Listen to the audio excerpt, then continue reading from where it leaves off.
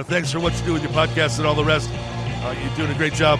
Hope everybody keeps tuning in. You get a lot of good info, a lot of insights, understandings of how to get strong, how to stay strong, how to use your strength. You do a great job, dude.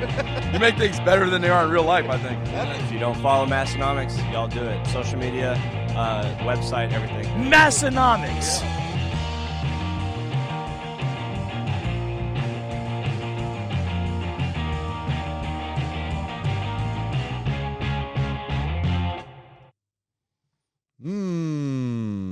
Welcome, everyone. Episode 440 of the Massenomics podcast. 440. You know what that means, Tommy?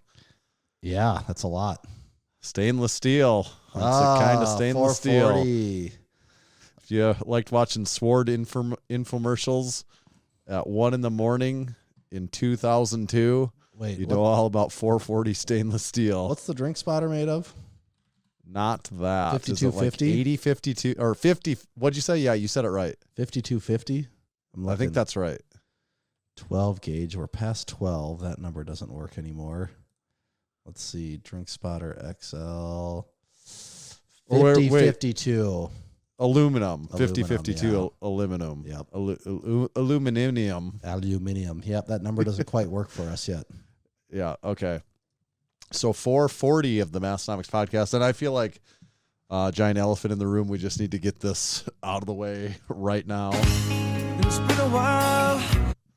Yes, it has been a while since we have recorded an evening session. It's been a while since we've recorded an episode, period, but our typical evening session has been quite a week. It's been naked ladies. More than a week. We've got to hear from them a couple times to get our timeline correct. And we got a lot to cover. Lots happened in our lives since then. Yes, but first, I want to make sure everyone knows to check out Build Fast Formula supplements. They're the supplements that we use, that we know, that we trust, mostly because they're made or they're distributed right here. The company is out of South Dakota. They're out of Watertown, South Dakota, our neighbors, kind of right in between Tommy and I. But you don't have to travel to Watertown to get their supplements. Luckily, you can get them on their website. They do ship them via the mail. So you can go to buildfastformula.com, pick out your favorite supplements there, purchase them online, and they will send them your way. And when you check out, if you use discount code Massenomics, it'll save you 10% on everything you buy.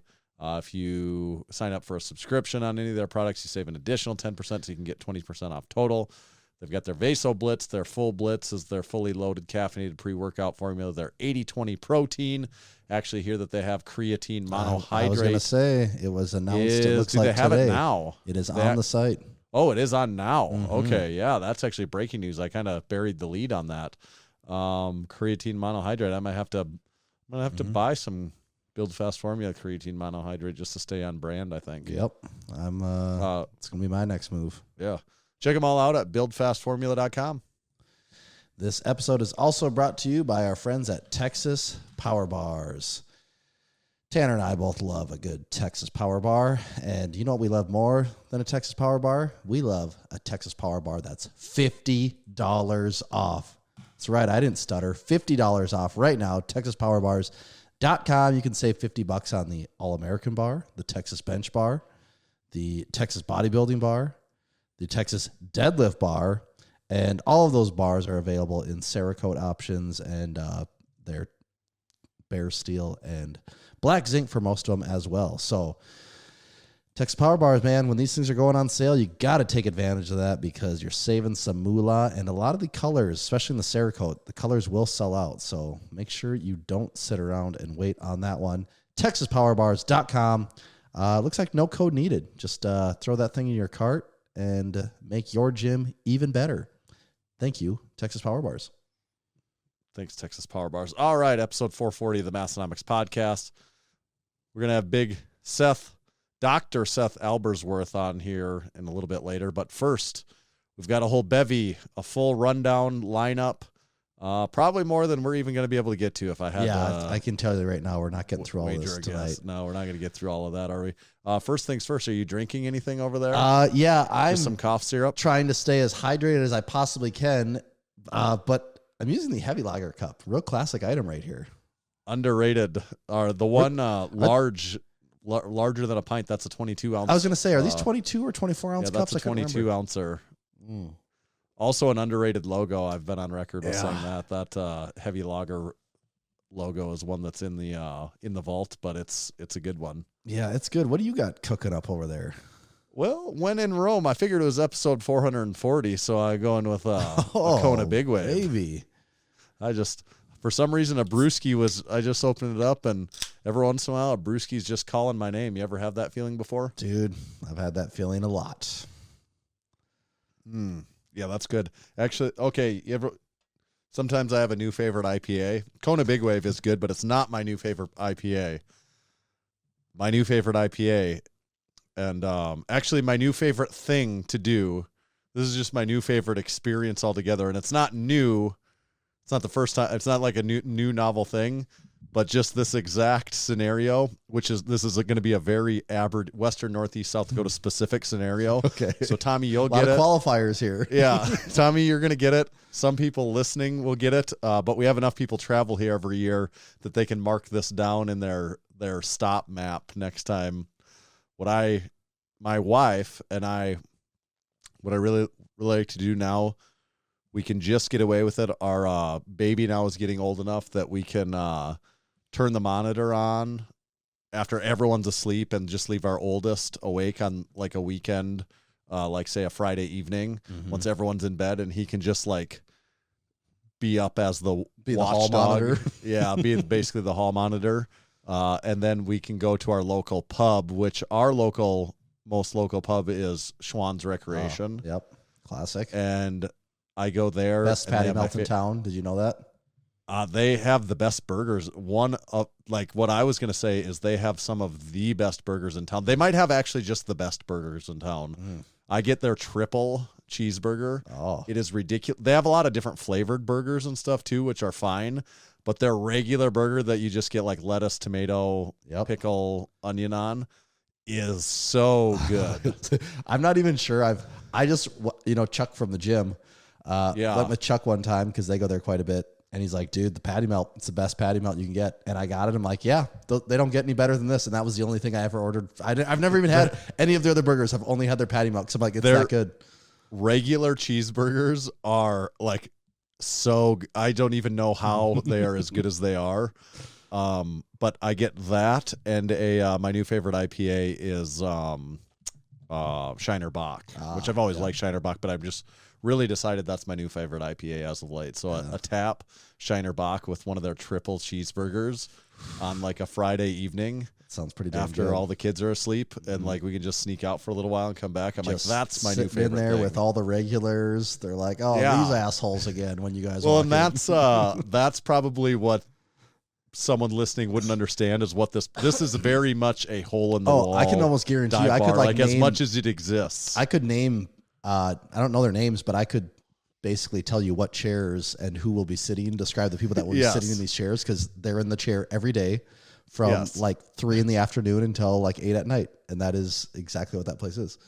And it has, I mean, Aberdeen is a small town, but it has a really small town bar vibe to it in the sense that you see the same like 30 people there all the time. But it's a place that you think, like in my mind, I always think it's really dirty in there. And it's not dirty, but it seems like it should be dirty. Yeah. You know, yeah, I mean, I get, well, dirty. I think part of that comes from like back in the day when smoking used to be allowed in there. Yeah. Because, it's like got the low ceilings and it's relatively small, so that really wasn't doing any favors back then. So the Schwann's Recreation, also as a local, you would just call it Schwannies. Schwanny, yeah. But it is Schwann's Recreation. The burgers at Schwann's Recreation, or any of the food almost, that is a... Add that to your bingo map next time you're in Western Northeast South Dakota. Yeah, I think half the time, like the bartender also makes the burgers. Like it's like a very small team of who's cranking those out. Yeah, yes, it's all part of the vibe though. And what I really like about it is every time we're there, there'll be a few people that I kind of know and that we'll maybe talk to a little bit, but nobody that we really have to talk to that wants much. to just hang out. Right. Right. Yeah. Well, Tanner, I got some. So have you been sick for a month now? All right. Strap in, man. We recorded, it was like 10 days ago when we recorded last.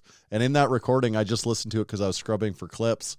and you said you were actually like, oh, it's so nice. I woke up yesterday and I was feeling like 90%. Uh-huh. I was like, oh, I'm like a new man. Yeah, this started. And that was after you were sick for like a couple weeks. This started all the way back to when I was in Aberdeen for the fair. I remember I woke up at my in-laws at 3 a.m. and was like, oh my God, allergies or something have just attacked me like I have not felt in forever. And then, basically it started then, and that was like August 14th, I think, somewhere right around there. And it's just been off and on of thinking I'm okay. And then all of a sudden I got a fever for a day, and then I'm really tired, and then I'm good for a day or two. And then nope, I'm actually not recovered yet. And that went for like almost 2 weeks. And it was just so annoying. Like never like sick, but just enough to be like, yeah, I'm pretty tired and run down, and whatever's going on here is not getting better. Yeah. And then about a week ago, we went to Okoboji, and before we left, I was like, you know what? I am really coming around. I think I'm doing pretty good. And we went there. We had our fun. We went to bed early every night. The kids slept great. It was like almost a refreshing vacation. And we came back on a Monday, and didn't feel the best there. And I started to kind of feel run down again. I'm like, what the hell? What is going on here? I'm not getting any better. And then what it really hit me was this weekend. I'm like, nope, I've taken a significant turn for the worst, and this is not going well. And at this point, my wife is tired of me complaining about it. I would say, I don't normally get sick, so I don't usually complain about this. So I feel like I've complained a fair amount, like an appropriate amount. Yeah. And I'm like, I actually to the point where I can't even hardly eat. Like thinking of food, eating makes me want to gag. And what really did it is my snoring. I don't normally snore, but I'm snoring so loud, it's like giving me sleep apnea where I can't actually sleep. And then a severe sore throat on top of having like no energy. Like I took the dog for a walk around the block, and I'm like, oh, what happened there? Like I'm just wiped out. So finally my wife is like, yeah, you need to just go into acute care and just see if they can do some tests. And your boy has mono. Never had mono before, but not fun. That makes sense then, huh? Yeah. That would explain the extreme low energy and the incredibly painful throat. Like I don't keep up on pain medication. My throat is to the point where I couldn't eat. It hurts so bad, like to swallow anything. So for sure I've had it at least a week now at this point, and the little bit of looking into it I've done is it can last anywhere between like 3 and 6 weeks, which is really annoying. I do think though that actually I shouldn't say a thing. I'm just hoping that I'll be a quick recovery person. Maybe you've had it for 3 weeks. That's what I'm wondering, if I sort of have had this longer than I thought, and the sore throat symptom took a long time to come around. Because I've sort of had these symptoms now for multiple weeks. And it's just the throat is what really did me in. I'm like, I can't even like sleep. I can't even breathe at night. This is so painful. So, the old mono, the kissing disease, right? That is the kissing disease. That's the thing, you know. My wife claims she doesn't have it, and then all of a sudden tonight she's like, yeah, I'm not feeling too hot either. Yeah. And I don't know, man. It sucks. Not fun. I had it once, but it's been 20 years ago, but it was significant enough that I actually remember. I was like a 17-year-old, and I do remember it because I actually like don't think I got out of bed for like in like at the worst of it in a 2 or 3 day span. I remember getting out of bed like a couple times. Yeah. And like I'd walk to the couch and be like, oh my God, that's all I could do. I'm down for like 12 hours from that. And that's where I'd like to be. But like always with this stuff, my wife was working the entire weekend. So that meant I was home with kids for the entire weekend.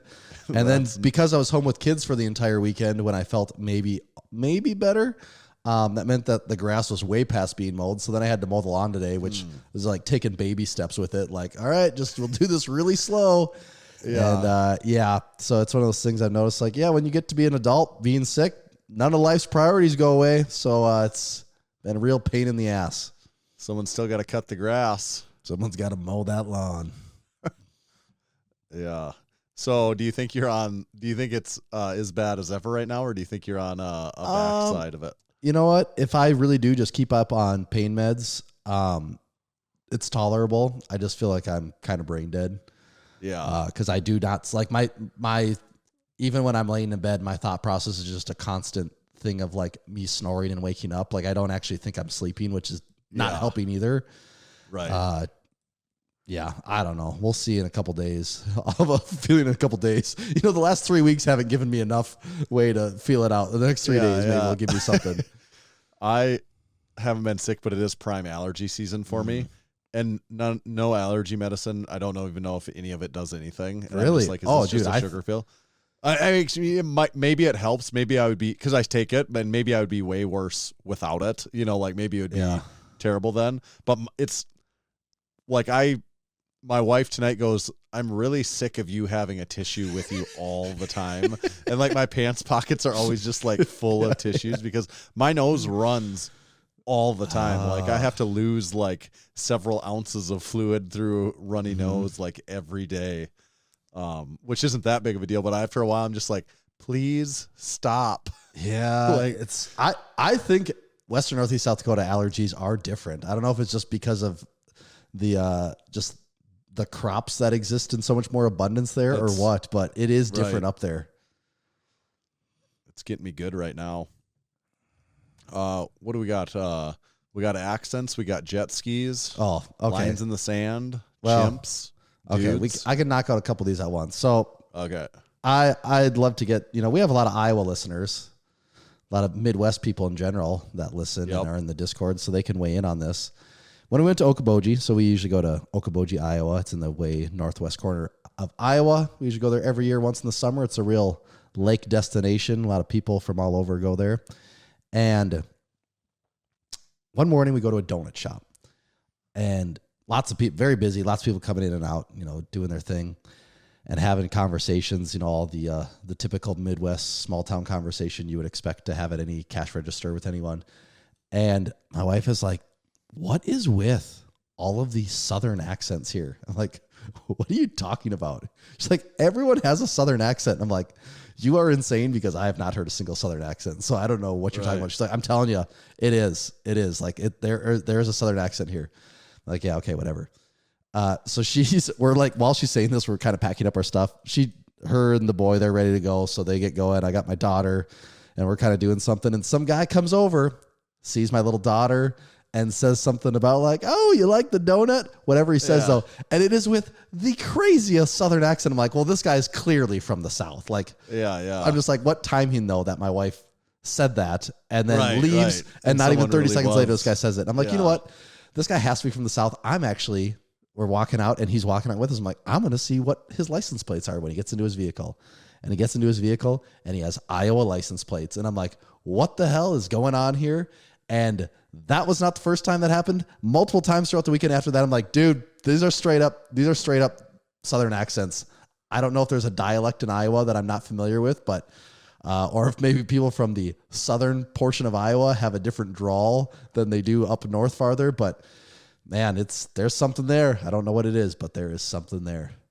So you think that, like, did it sound like they were from Alabama? Alabama, yeah, like almost like if they would have thrown a y'all at me, I would have been like, well, of course you say y'all, you're from the South. Yeah. Even at our hotel or the little lodge we stayed at, a couple people talking to us, same thing. They go, oh, they might even said y'all. They're like, where are y'all from? Like, because I think they made the comment. I think they told us they thought it sounded like we were from Minnesota. And he was like, oh, no, we're from Sioux Falls. I'm like, oh, and she's like, what about you guys? Because same thing. She's like, I'm thinking you're going to say like Missouri or Louisiana or just, keep going south. And she's like, Nebraska. Like, what? Like maybe like our accent is just much different than what we're used to hearing everywhere in the Midwest.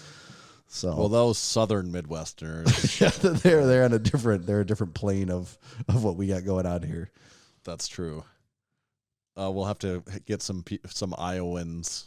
And I will say I've never picked up on that from Ryan. I've never thought Ryan had a Southern accent. I've never thought Jen had a Southern accent. So maybe it's a regional thing out there. All right, to be continued on Iowa Southern accents. What about the jet ski? Did you do a little jet skiing when you were there? Yeah, we did. Dude, I think when was the last time you were on a jet ski? probably 12 years ago. Okay. Do you remember it being fun? Like that's yeah, the I meme. remember Is that being the fun jet ski? for a little bit? Yeah, like that's the meme though. Is that the jet ski is the funnest thing in the world? You know, like just get on the jet ski, you'll have the best time ever. Yeah, I guess that's not my experience. I mean, I thought it was fun. Like, no part of me was like, do I want to own a jet ski? See, that's But I'm like, if someone else had it in the water and they're like, you can ride it around for 15 minutes if you want to. I'm like, okay, that would be sweet. that's where I'm at And with I'm jet good, skis. and then I'm like, all right, I'm good on I've the nev- jet ski. The most fun I've ever had on a jet ski was I had a friend that had a lake cabin in high school. We'd show up, we'd put 3 guys on a jet ski, and you'd just be having the time of your life because it was too many people for the jet ski, like falling off, right, tipping it yeah. over, like just being stupid. And it was a ton of fun. Like that is the best. But I've always kind of thought jet skis are overrated. And now this is the first time I've been on one in a little while. Yeah. They are overrated for sure. Like they make them way too big now. Like a 3-passenger jet ski is Like a boat. enormous. Yes. Like there's no way it's tipping over or anything like that. They're just too big. Like they're fun, but they're not it, man. Like I don't know. Like you don't get good at riding a jet ski. Like what's good at riding a jet ski? Like you can do some different turns I mean, it's like a weird thing to say you're Like you good at whip too. shitties, I Yeah. guess. I mean, Like, you that's just it. splash around and do that. But then Right. even there, like the lake is big enough that in the open waters where the waves were decently sized, you can't go fast because it's just like slamming Right, you're just over and over. smashing. So now Yeah, you're just right. stuck trying to get across the lake going like 20-ish to find You're smoother basically water. just trying to get away Like from it kind of wherever reminds you're me, at, yeah. this has been a long time since I've done this too, but like when you ride a horse and you're just like, oh, yep, this is just bouncing me on my Yeah. back over. Like this is not enjoyable at all. And it Yeah. was kind of that same feeling, like you're just stuck bouncing and bouncing and bouncing, hoping to get to a smoother location. And then you get there and you just drive in circles and go fast a few times. And yeah, it's fun in small doses, but I just have a hard time ever seeing myself as a guy that owned a boat. I'm like, yeah, that was definitely the right move. Yeah, a boat, because you have at least even a community aspect to a boat. I was gonna say it's a social experience of Yeah. throwing 6 people on there at the same time. Mm-hmm. Yeah, I would be hard pressed to ever. Like if I never rode a jet ski again in my life, I wouldn't have any regrets. Like I would gladly ride another one, but it's just pretty low Right. on my priority list. Right. I agree with that. I do want to mention we have a line in the sand coming up here. This is important to know. This is the official line in the sand warning. And you know, every time there's a line in the sand warning, you'll hear the official the disturbed ooh-ah. As everyone's come to know and expect. Right. Whenever we speak of the line of sand, Disturbed chimes in to let us know that. So we're recording this on September 3rd. This episode will come out in just a little bit under a week here. So it'll be like the 8th, 9th, 10th, 11th, somewhere in there. All the week that this episode is out, you do still have time to sign up to become a supporting member of Massenomics Podcast and get in on the next free crew gift that we're sending out to every supporting member.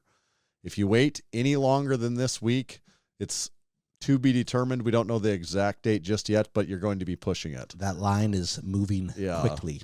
Yeah, the line's getting closer and closer by the day.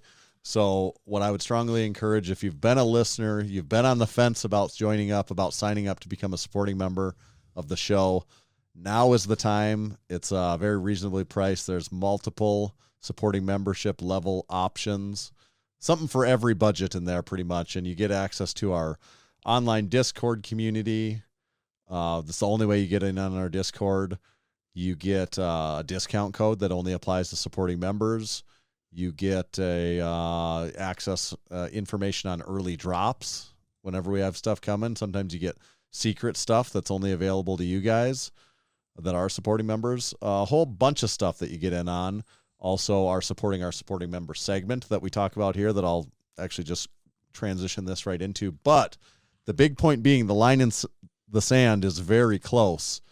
And when there's a line, there's 2 sides to be on. You can either be on the side A or side B, evil and good, whatever you want to number and letter those sides. You could be on either one side of it, but what you want to be on is the side that gets this free gift because of what this is, which I'm not going to tell you. We're not going to tell you what it is today, but it's important. It is. It's important that you're in on this. That's all. A lot of people have been take our listening. word for it. Yes, a lot of people have been listening to our warning because there was a lot of signups in August. And we're telling you there is still time as of right now, but do not wait much longer. Right. You need to be an early September joiner to get in on this. It would be a real shame if I see someone join up the week after the line in the sand. I would be disappointed for you, and I'm just disappointed in really it's just disappointed in us for not being clear enough on this line in the sand issue. Yes. Like I'm blaming It actually hurts blaming us more than it hurts you. So yeah. Yes. So please, for the love of God, get signed up now. help us help you. You can't afford not to. Honestly, you're getting something free. You're going to sign up and get something free immediately, along with discount code and all this other stuff. Like, you literally cannot afford not to. So this week, just like every week, I like to give back to some of our current supporting members. So I wanted to mention Big Scants competed at Atlantic, Canada's strongest, including Mammoth Bar Deadlift, where he hit a PR. Big Pete did the Squat to Depth Summer Showdown. He had his best ever meet, a PR on squat and deadlift and total. Nice. And he got third overall.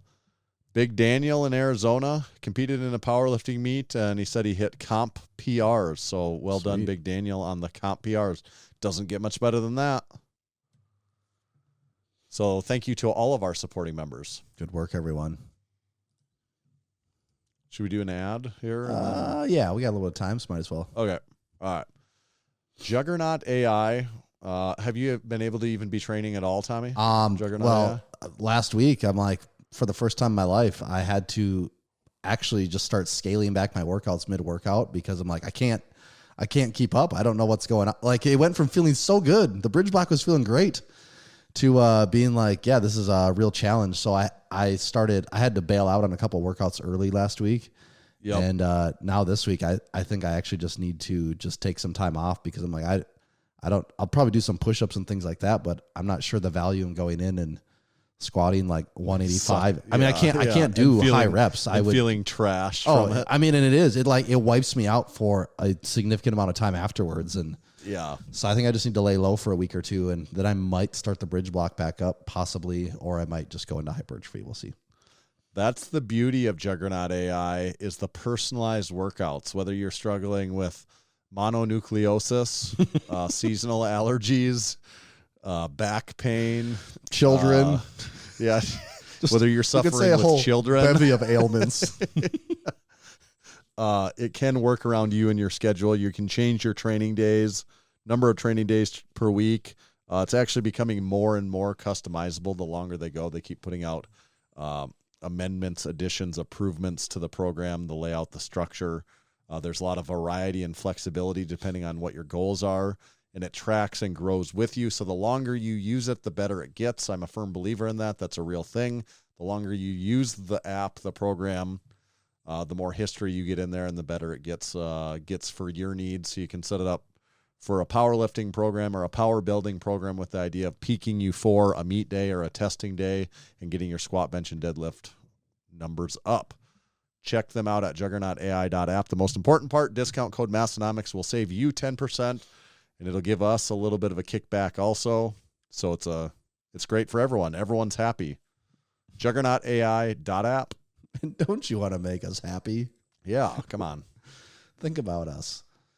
This episode is also brought to you by Swisslink. Swisslink is your go-to source for military-issue goods from armed forces around the world. Since 1995, Swisslink has been taking care of the people with everything you can imagine, from British tactical vests to Italian Navy deck shoes and everything in between. Swisslink is also home to the authentic Wavian fuel cans. They are made from 0.9 millimeters of cold-rolled steel, and Wavians are the highest quality gas cans on the market today. The team at Swisslink has also added a water can option, and so now you can get a Wavian water can to have the best dang water storage solution available to you. This is another addition to Swisslink's exceptional collection and their dedication to quality customer service that sets them apart from the rest. Enjoy 15% discount on your next purchase at swisslink.com/Massenomics. Entering code MASS at checkout. That's MASS, Swisslink.com. Save you 15%. Thank you, Swisslink. Thanks, Swisslink. Our guest isn't here yet, is he? No, he is not. Actually, he is now as we speak. Oh, okay. How's that for timing, huh? That's timing. Maybe we should boot everyone out then. I was just going to talk about chimpanzees, but I guess maybe that'll have to wait. I got to ask you some questions about a concert too, Tanner. The concert I went to? Yeah. Or? Oh, yeah. I was thinking we already recorded since I went to that concert. We have not. Wow. It has been a while, Stained. Mm-hmm. Stained wasn't kidding about that, were they, when they said it's been a while? No, they know how this goes. Awesome. So you have to tell me, do you prefer everyone's big that's on Massenomics? Everyone's big, and you are big, so it actually makes sense. But do you prefer Dr. Big Seth Albersworth, or would you prefer Big Dr. Seth Albersworth? I think Big Doctor probably has a better ring to it, right? I think that's the right move. Yes, goes together better. Yeah. Or yeah, that's probably that. Dr. Big might sound weird. It could mean other like apply to other professions or something. I'm not sure. Yeah, so I don't know. I don't want to step over that line too soon, at least.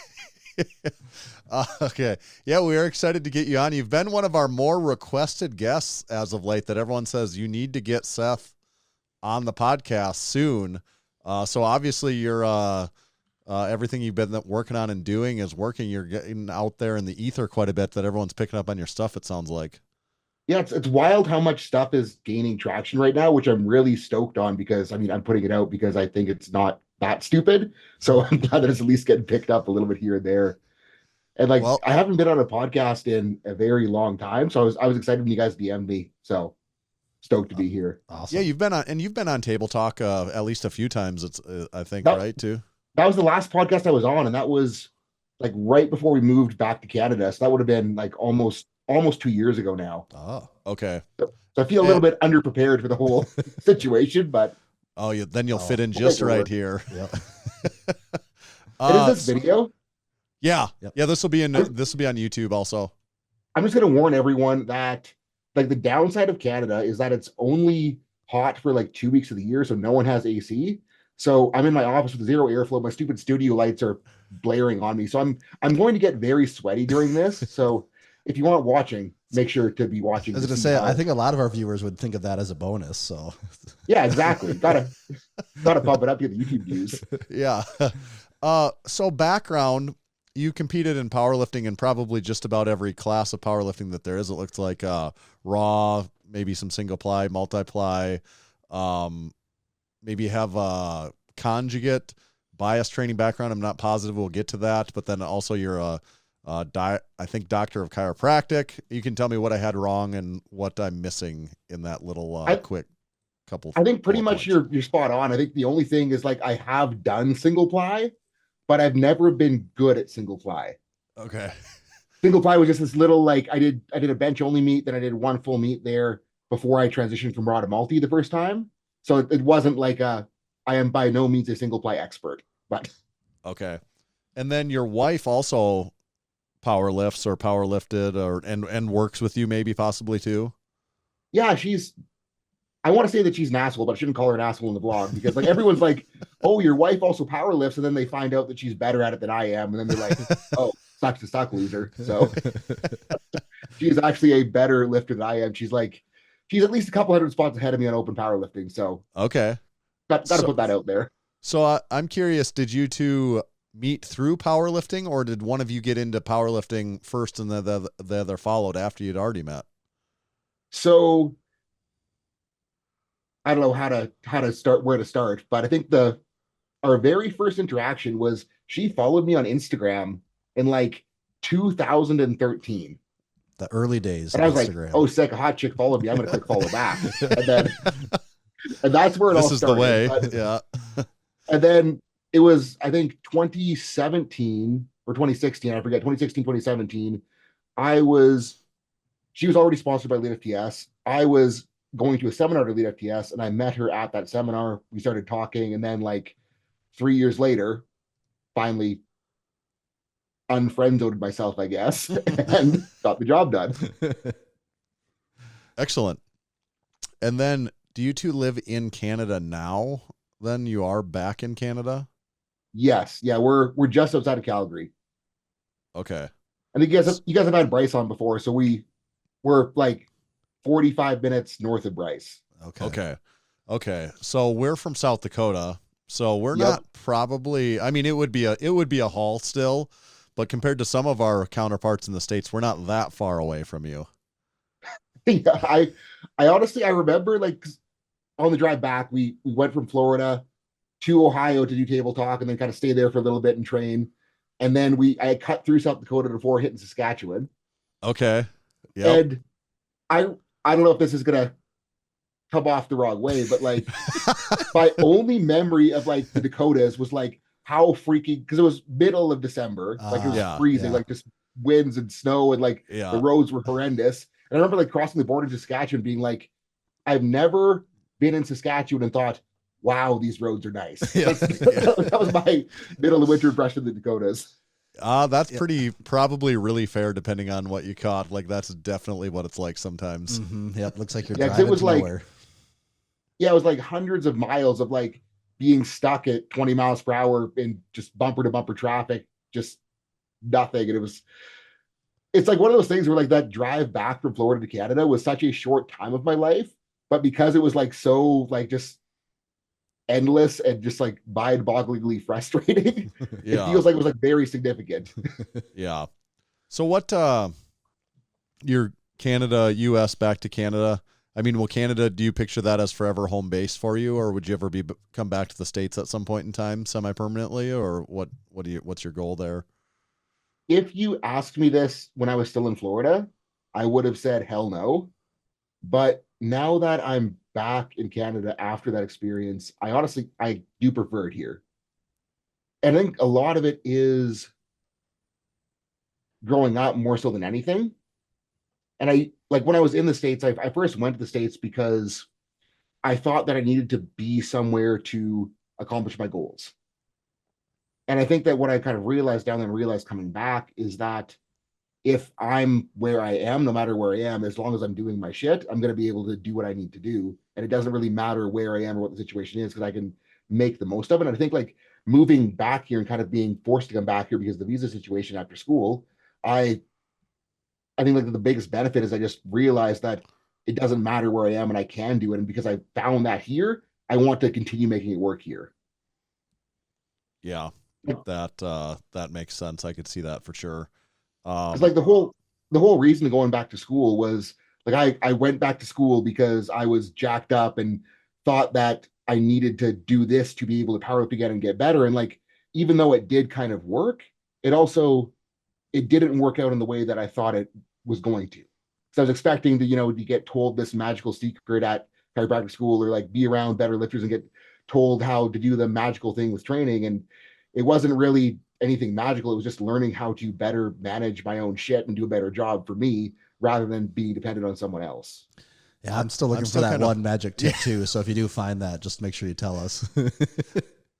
Brad, I think honestly, like I had a conversation with the client the other day, and I think like if I could just say one thing, it's like literally just finding more self-awareness in training and like just being honest with yourself with like, is what I'm doing working, or is what I'm doing am I just doing it because I think it's working, or is it getting in my way? Am I doing enough here? Am I doing too much over there? And like if you can just ask those hard questions and give yourself real answers, I think that's probably the closest thing to magic you're going to get. Mm-hmm. But it also gets a little bit frustrating because you realize that you might be stuck because you've been bullshitting yourself on your efforts somewhere for a very long time. Yeah, doesn't have the same ring to it as the one simple trick, does it?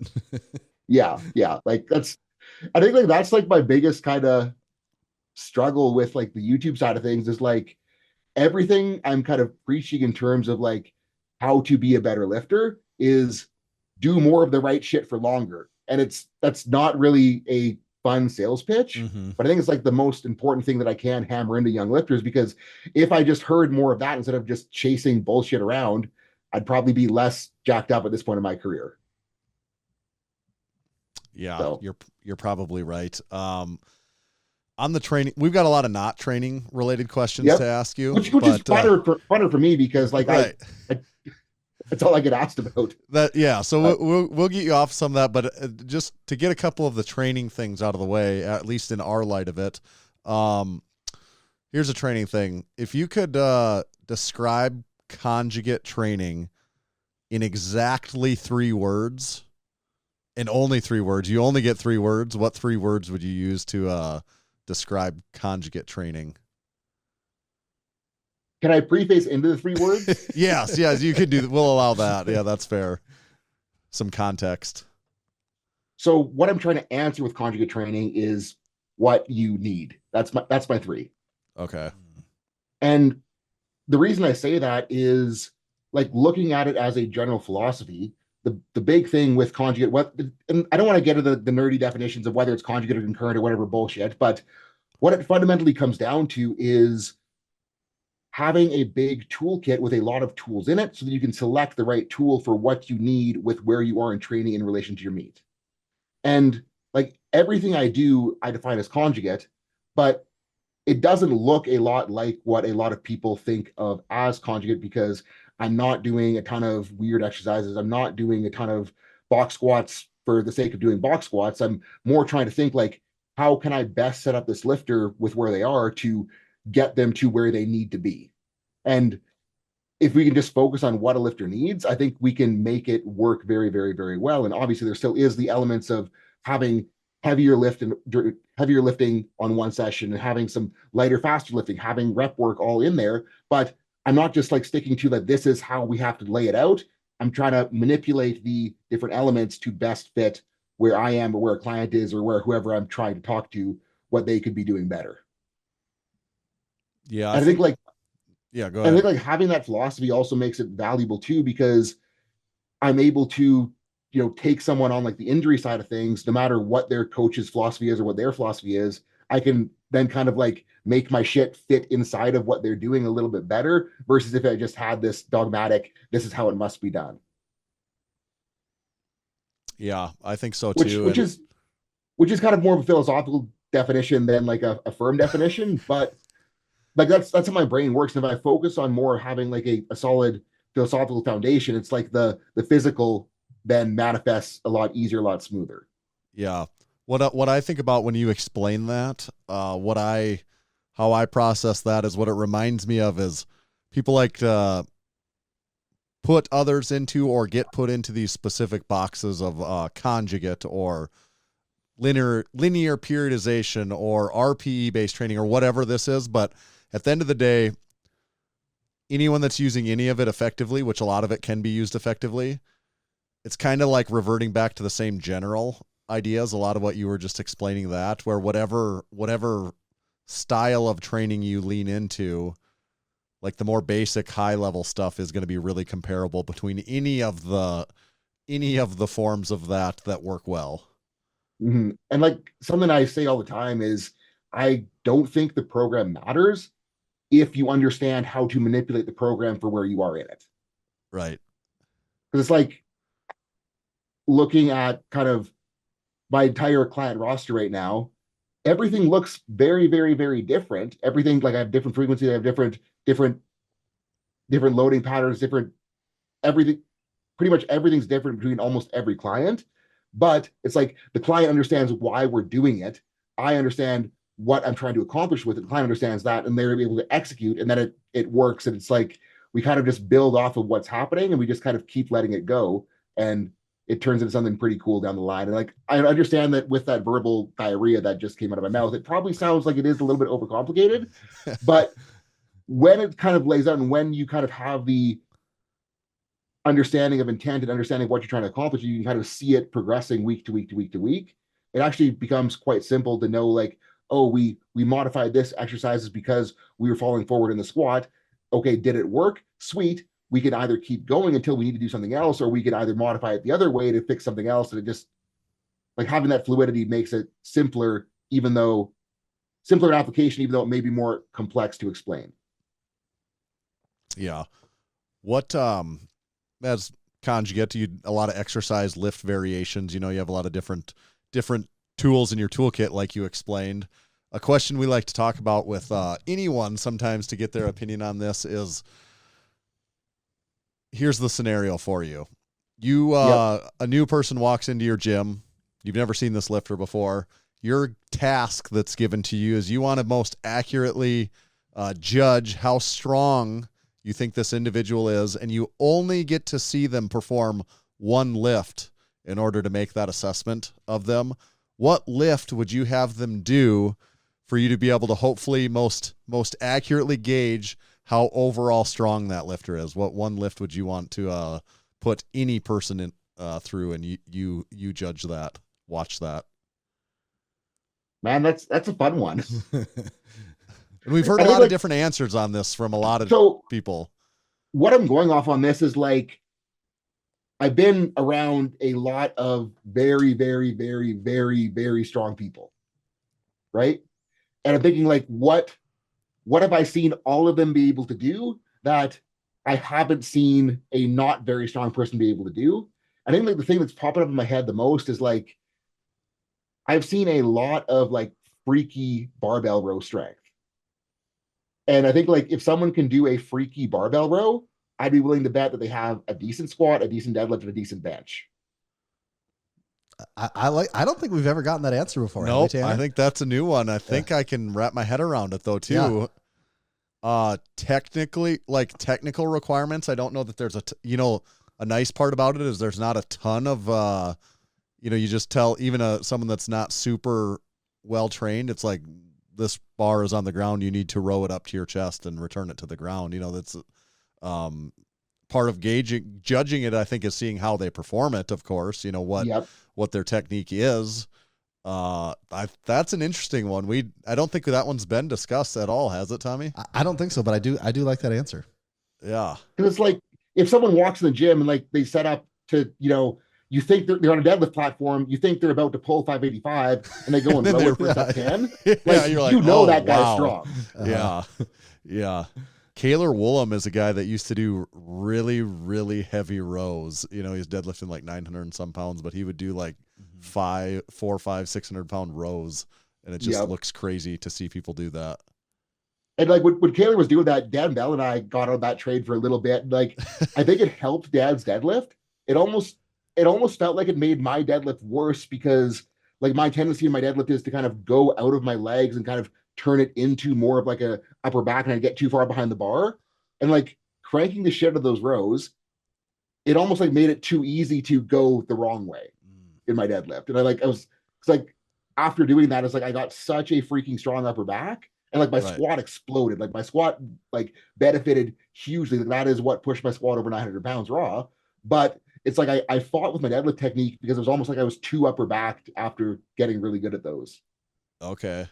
It's interesting, but then that goes back to like using what you need, or like what you need. And apparently specifically for your deadlift, that probably wasn't what you needed then with the stage that you were at. Like, and I had to learn that the hard way, because it was like the stupidest thing looking back at it, because like when I was younger, I trained with, more real conjugate lifters back in Canada, moved down to Florida, still kept that philosophy in Florida.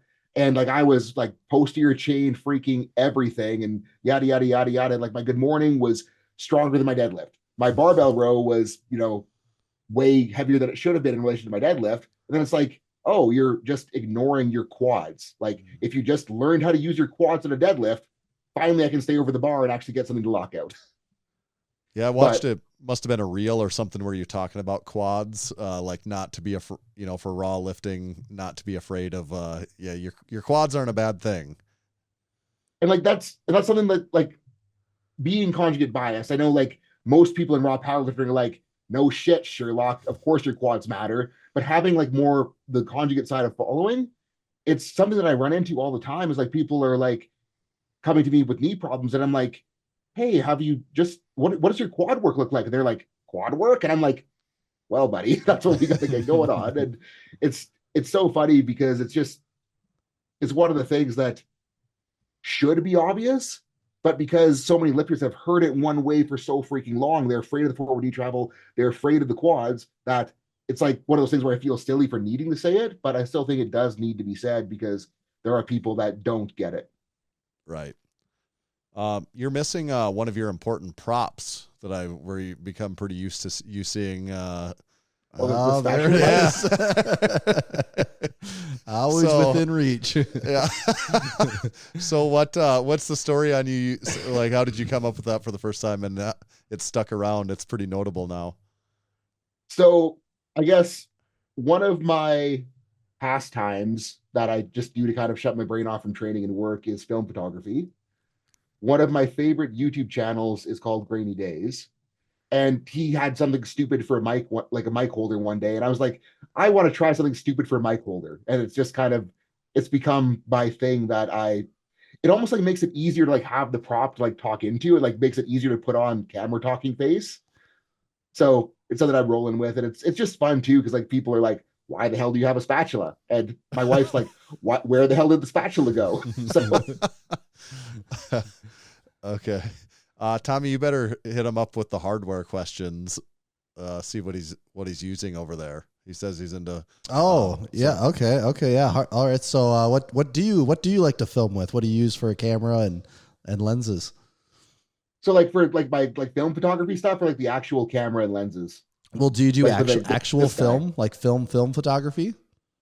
Yeah, it's like that I just have like stuff that I've grabbed at the literal antique store in our little town that for dirt cheap. So it's nothing's fancy. Like Okay. I got a Where? Fujica 605 STN for the 35, and I got a Russian Lubitel for my medium format. which- Medium format even. Oh, so where do you find film for that? I mean, do you have to order it online? So there's a camera shop in Calgary that does specialty film stuff that I just go to and grab it, and they do the processing developing. Oh, they do. Okay. One of those, Yeah, it's- one of those benefits of big city Canadian living. You know, we don't have anything like that around here. Yeah, so it's spoiled. But I honestly find that like the reason I'm so drawn to it is, this is going to sound so stupid, but like it's the exact opposite physically, but the thought process involved in film photography is so similar to powerlifting for me. Because there is so much that you are doing to get a photo to look good before you know whether the photo actually is going to be good. And what I mean by that is, like, in a meet prep, there is so much you are doing before you actually get to the meet day. Yeah. And you don't know how that meet day is going to go till the meet day. And you're just like trusting the process and like learning to enjoy like going through it without knowing. And then taking a film photo, when when I first got my medium format camera, I had no clue if it would even work. And I was just like, am I wasting my time metering? Am I wasting my time trying to get this stupid Russian thing to focus? And it was just like the unknown and the unsureness. And then like the moment where you finally get the negatives back and you're like, holy shit, that was cool. Yeah. It reminds me a lot of training for a meet. It is. It's kind of like you're doing like all the steps, the training or all the steps to taking a photo. It's that foundation that you're building. And, the test then is when you either push that button or you go out and lift. And that's where you see, okay, did all the foundation, all the groundwork are laid here? Did that actually work? So yeah, that is a good analogy. One thing Tanner and I have talked about. So how long have you been doing content creation? Like how far back did you first start doing something like that? So like the successful round of like building up to this started in probably 2020, but I had multiple unsuccessful rounds of like trying to do better at this kind of stuff. And I'm kicking myself because like, had I just kept trying in 2016 until 2017, how much further ahead would I be? We have that same conversation all the time. Like, cause I mean, we have YouTube videos going back to 2014, Tanner. And we're like, why didn't we just stick with that? But one of the things I was going to say is, and this is not a new novel concept, but the tools have made it so much easier now though. Like when you have an idea to just get it out and make it happen, edit it, make it look great, have the sound look great. Like to be able to just have that microphone that you put on the it's like so simple. Yeah, and like that has, that is the flip side of it is it's gotten so easy now to when you have an idea, bring it to life and make it happen. But because of that, also everyone is doing it too. So it is a crowded spot for sure. But then I think it's like even if it is a crowded spot, it's like if you can just do it more and more and more and more, you start to stand out, not just because you're doing it more, but because like when I started like the most recent turning it into actually working, I freaking sucked at first. Like it was terrible. Like it was so bad. Like my wife will often like go back to my Instagram and like send me reels just to be like, look at how stupid you were. I'm like, Yeah. I'm like, well, yeah, I had no idea what I was doing. I could hardly freaking speak. And like the only thing that's kind of let me grow, I think, is just because I didn't care how stupid I looked. I didn't care how stupid I sounded. I knew that if I wanted to get better, I would have to sound stupid for a little bit to learn how to speak better, learn how to present ideas. And it's just kind of all unfolded from there. Yeah, I mean, it's funny you're saying all this stuff. This is like the exact stuff Tanner and I talk about all the time offline. Is that I mean, and that should be the goal. You should look back on the old stuff and be like, man, I have gotten so much better since then. Like we've always said, like, wouldn't it be the worst if you look back on your old stuff and was like, oh, like, that was the best. That was the high water mark. I've only gotten worse. And then like you bring it back to the whole powerlifting thing too there, because it's like the same thing as like people don't want to do their first meet because they're afraid of looking weak or they're afraid of what people will think. But it's like, that's the point of the first meet. Don't do your first meet. You're not going to be able to have a second meet that gets better and a third meet that gets better and a fourth and so on and so on and so forth. And I think like the biggest thing that even like helped my powerlifting career, I don't want to say that like later stages, but now that I'm not a child anymore, is like being okay with a bad meet and realizing that a bad meet isn't bad. It's just I didn't perform well, and what can I learn from it? And I think a lot of intermediates will get stuck in the feeling the pressure to always hit a PR, and then having that pressure turn into self-sabotage because they're afraid that they won't. Yeah, I think like it's super valid. And I think it's like the same thing with the content creation is like I talk to so many kids who have so many good ideas when we're speaking, and like turn that into a reel, and they're like, well, what if it doesn't get views? And I'm like, who cares? Yes, it probably won't. It's it's probably not going to. And the one tomorrow probably won't either. And the one tomorrow, the day after that, and then won't, all of a sudden you're going to do one that you think is never going to, would never have a chance. You're going to, when you're at your lowest, and then that's the one that's for some reason going to go the most viral that you've ever had before. So it is just like keeping at that. Yeah. What you guys, before we get off of it, since you both know and I have no idea, the actual shooting photography with film, I don't know anything about it. What I'm wondering, like my comparison in media would be audio. Like people might say a record, there's just something about a record, like it just has a certain sound that even though technology has advanced way beyond it, it's still a record, still just like has something about it that can't be recreated through the more advanced technology. Is there elements of that with photography on film, that when a photography is done on film, that there's a certain thing that digital can't duplicate, or is that not true? What would, maybe you have different opinions on that too? Seth, I would say yes, but no. Yeah. Sorry, what do you say, Tommy? I was going to say take it away, and then just your yes, but no. I was going to say that's a great answer already right there. But go ahead. Because like the film, like there's digital noise versus film grain. I don't want to get into all of that, but it's like the film grain does look different. The film in a way does have a different feel, but every time like we go on a hike and like I'll shoot film, my wife brings the A7R5 and shoots on that. And like when we get the photos back, I'm just like, hers look more. That's yeah. So that's yes. You're 100% right. That's exactly how I feel too. Is that so what's got really popular is you can buy these, and I'm explaining this to Tanner. You can buy like these like film emulsion. So film is known, like every brand had its own like look and color tint and imperfections that made it like cool and unique. And that's how photographers would kind of pick their look. They grab the film that they wanted to have it look like that. And so what's gotten popular is like there was a time when people were downloading all these like packs that this recreates this Fuji film from the 1980s, and you put it on there and it's got this hue to it. And like, so that got really popular. And it gives it like this atmosphere and this mood and everything. But then you just take out like the brand new camera and you take a picture like, I don't know, man, that looks like real life. That's pretty cool. So like, that's where I always struggle with it. And I think like on the can't be recreated with digital, like this weekend we were out in Banff and I was shooting on my wife's camera, and the images look phenomenal. Like it just looks like the look is phenomenal, but like the feeling taking it, it's like, digital takes away the pressure element. Like what I was talking about with the unknown and not knowing if it's going to work.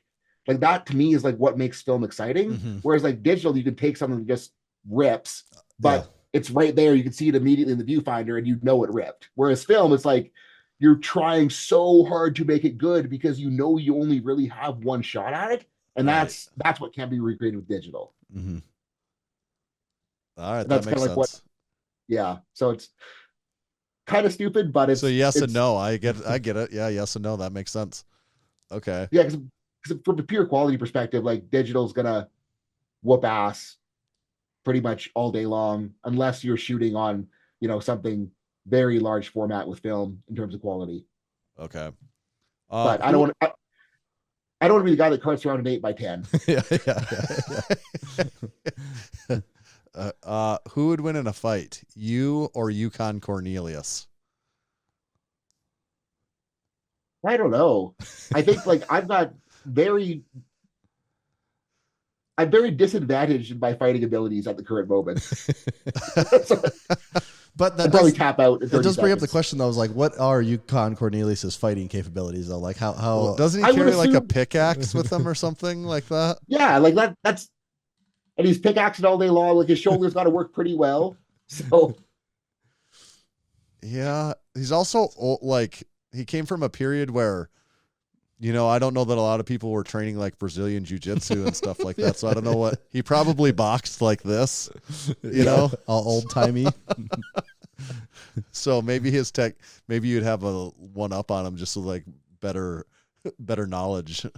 yeah, I don't know. I think I'm getting my ass kicked. Yeah. Yeah, he's pretty rugged. But more than one person wanted us to ask you about that. So there's certainly you must be giving off a Yukon Cornelius vibe for sure. Well, I think what for long I had a freaking stupid long like not stupid long, but it was stupid and long mustache. Important distinction. And that's where that started. Yeah, that probably did it. Well, what was so like- what? Oh, what's your sort of side tangent? You have some sort of like agricultural background or something where we've seen you like on like a bison farm or something. What's the story with that? So yeah, my brother and I, we grew up on a bison ranch, and my parents still have bison. So that's where that came from. Okay. So is that in around Calgary area, like where you live now, That's- or? That's about 20 minutes west of us. Okay. So close enough to get out there, close enough to have a endless supply of meat, but not close enough to be there every day. So do they raise any cattle also, or is it all bison? So my dad, being the kind-hearted soul that he is, so he's pretty much like bison is how they make their money. So they're doing bison for money.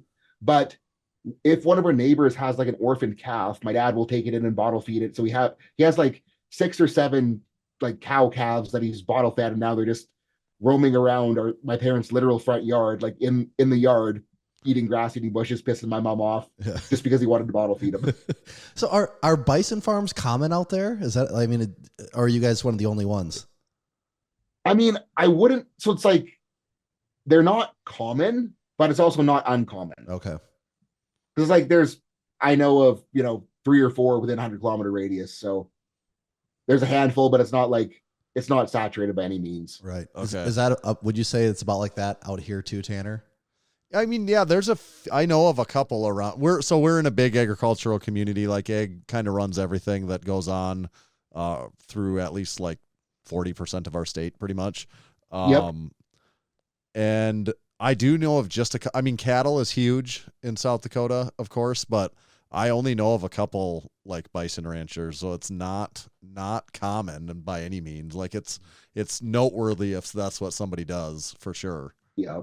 And I think like the secret is it's so much easier handling bison than cattle. Oh, is it? Like in what And way?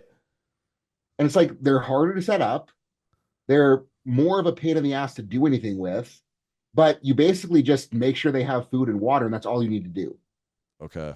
Because like they're still wild enough that they can, you don't have to pull calves. You don't have to worry about okay. infections. You don't have to worry about them getting sick. They're much hardier animals. Okay. So like there's probably like less day to day, but then when you have to take them to the butcher shop, it's more of a pain in the ass to get them loaded up and get them moved. And if you got to move them, it does suck.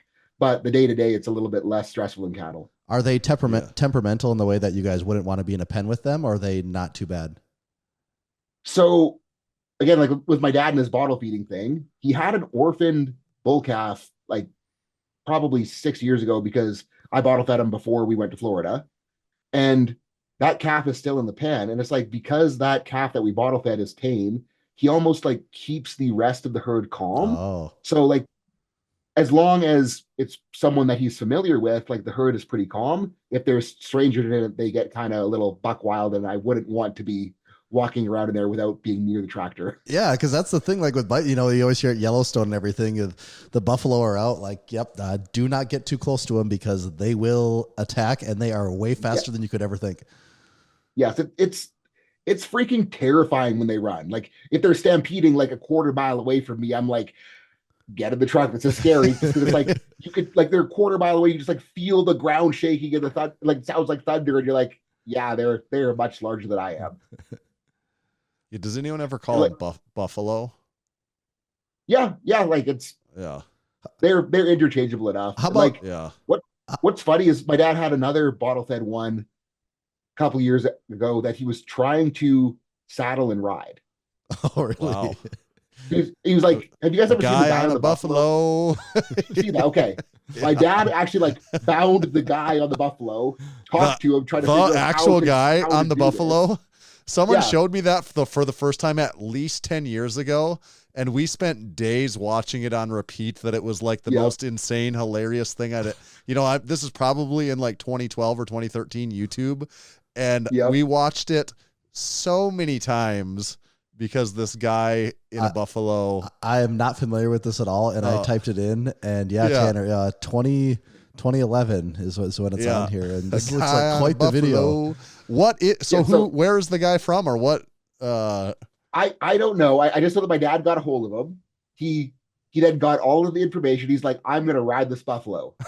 And long story short, he ended up on America's Funniest Home Videos, one of the first attempts. Long story part 2 is he ended up in the hospital with a brain bleed, and then that buffalo ended up on the dinner table the next day. Oh, yeah. Okay. So then that Like put the end of the they're not- buffalo riding. Yeah. So that was the end of his, attempt at getting that done. But Yeah.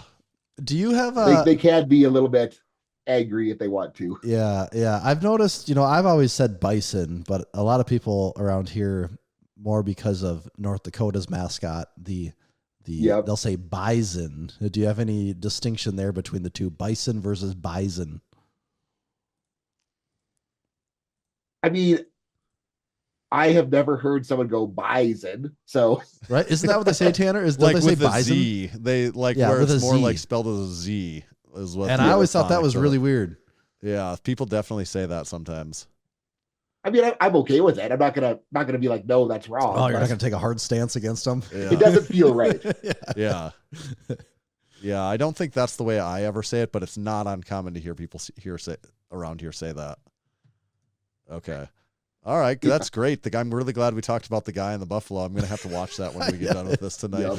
And I won't be able to go to bed until I see that. The video Everyone does have has 16 million views, so it must be a banger. Everyone look it up. If you don't know what we're talking about, that would be a homework assignment, is look up a guy on a buffalo. I think it was like a TV show or something. I mean, it looks like it was shot in the originally pulled 70s from. or That's something. what I was going to say. It's like it's old video, and I think it was part of something that was on television. I don't know what it was. I guess I don't know the actual story, but it's definitely, there's a great song that goes with it. So High entertainment value. yes. Tommy and I have had a few different chiropractors on the podcast over the years. Some of I guess what I would consider like the YouTube chiropractic guys. We've had Bo Hightower on, I don't know, several years ago now at this point. It's been quite a while since we had him. But do you follow along with anyone like that? Do you consume any almost like entertainment chiropractic content at all? So I don't really do chiropractic. So Okay. chiropractor was the education. Right. And the reason I went that road, education, is I thought that what I needed to solve my problems was better manual therapy. So I went to chiro school thinking that the manual therapy would be what would fix me. And what I realized, it was just better training management, and then learning to use training as a rehab modality. So that's like my focus has been entirely down that route. So I don't do any cracking. I don't do any of that sort of stuff personally. So I don't really get into it. That's fair. So you don't like if your buddy comes up and is like, "Hey, this twinge in my neck." You know, he's not saying my hip is tight when I squat. He's just like, something's just a little out of whack. Funny, in my neck. yeah, my neck's messed up. Can you do something for me? Will you do that at all, or do you just avoid it? I try to avoid it. Okay. Mostly because I don't want every motherfucker in the gym walking up to being like, Seth, can you do this to me?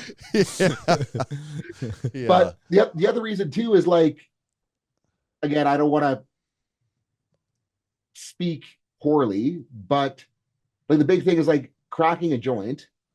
Fundamentally, it's just a stimulus that tells the brain like, hey, this can move again.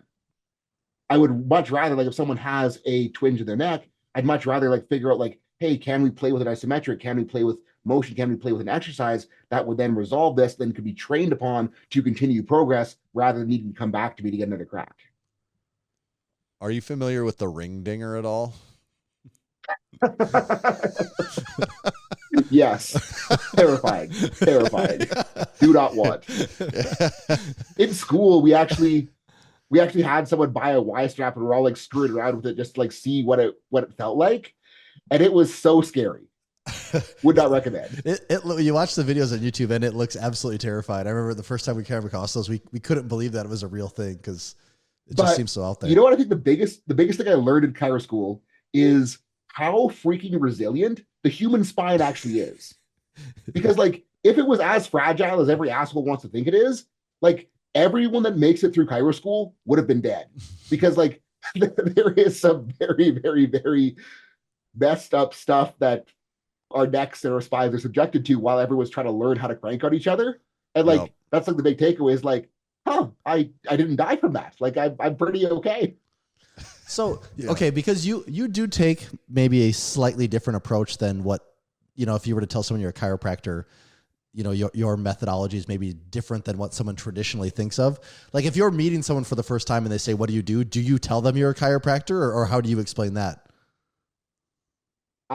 So like the joke answer is like, if it's funny, I'll be like, social media influencer, and then just laugh and then like brush it off. Like if they inquire further, I'll kind of explain like I help powerlifters with rehab and make content on it, but okay, I try to avoid it as much as possible. Mostly because like it just like leads to like awkward conversations where they're like, well, why don't you? And then I have to explain for 20 minutes and it just turns into Yep. No, yeah, I get that.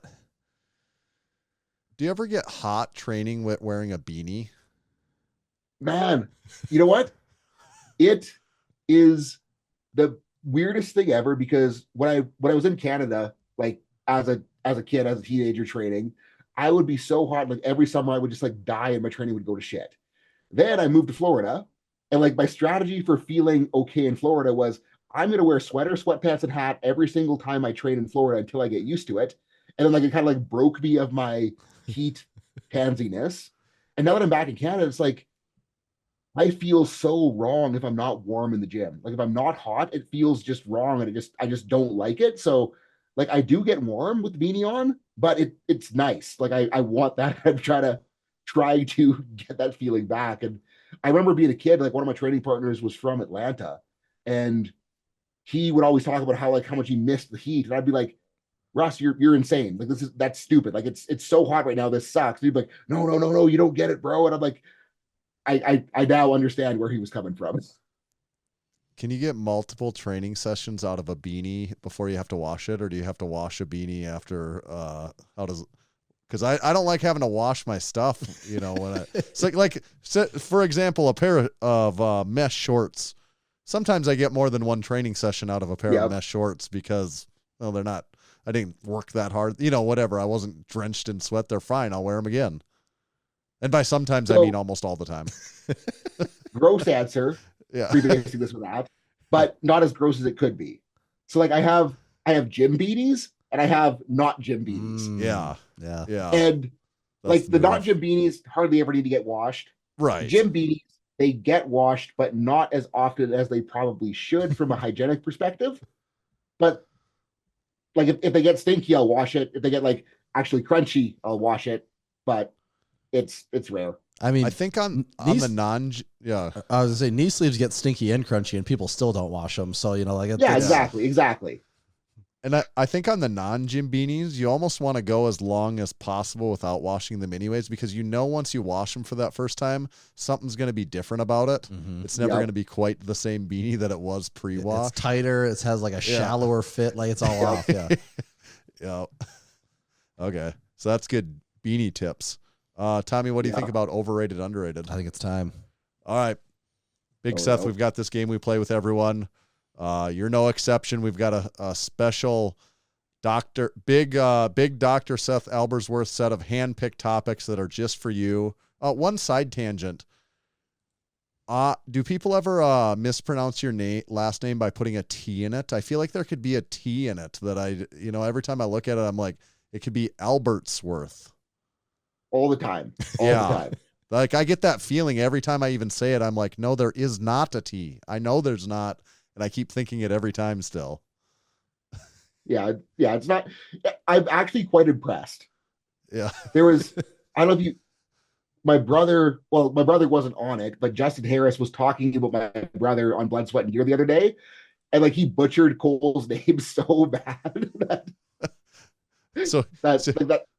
it's not often that we outdo people in the pronunciation game. So that's a big feather in our cap.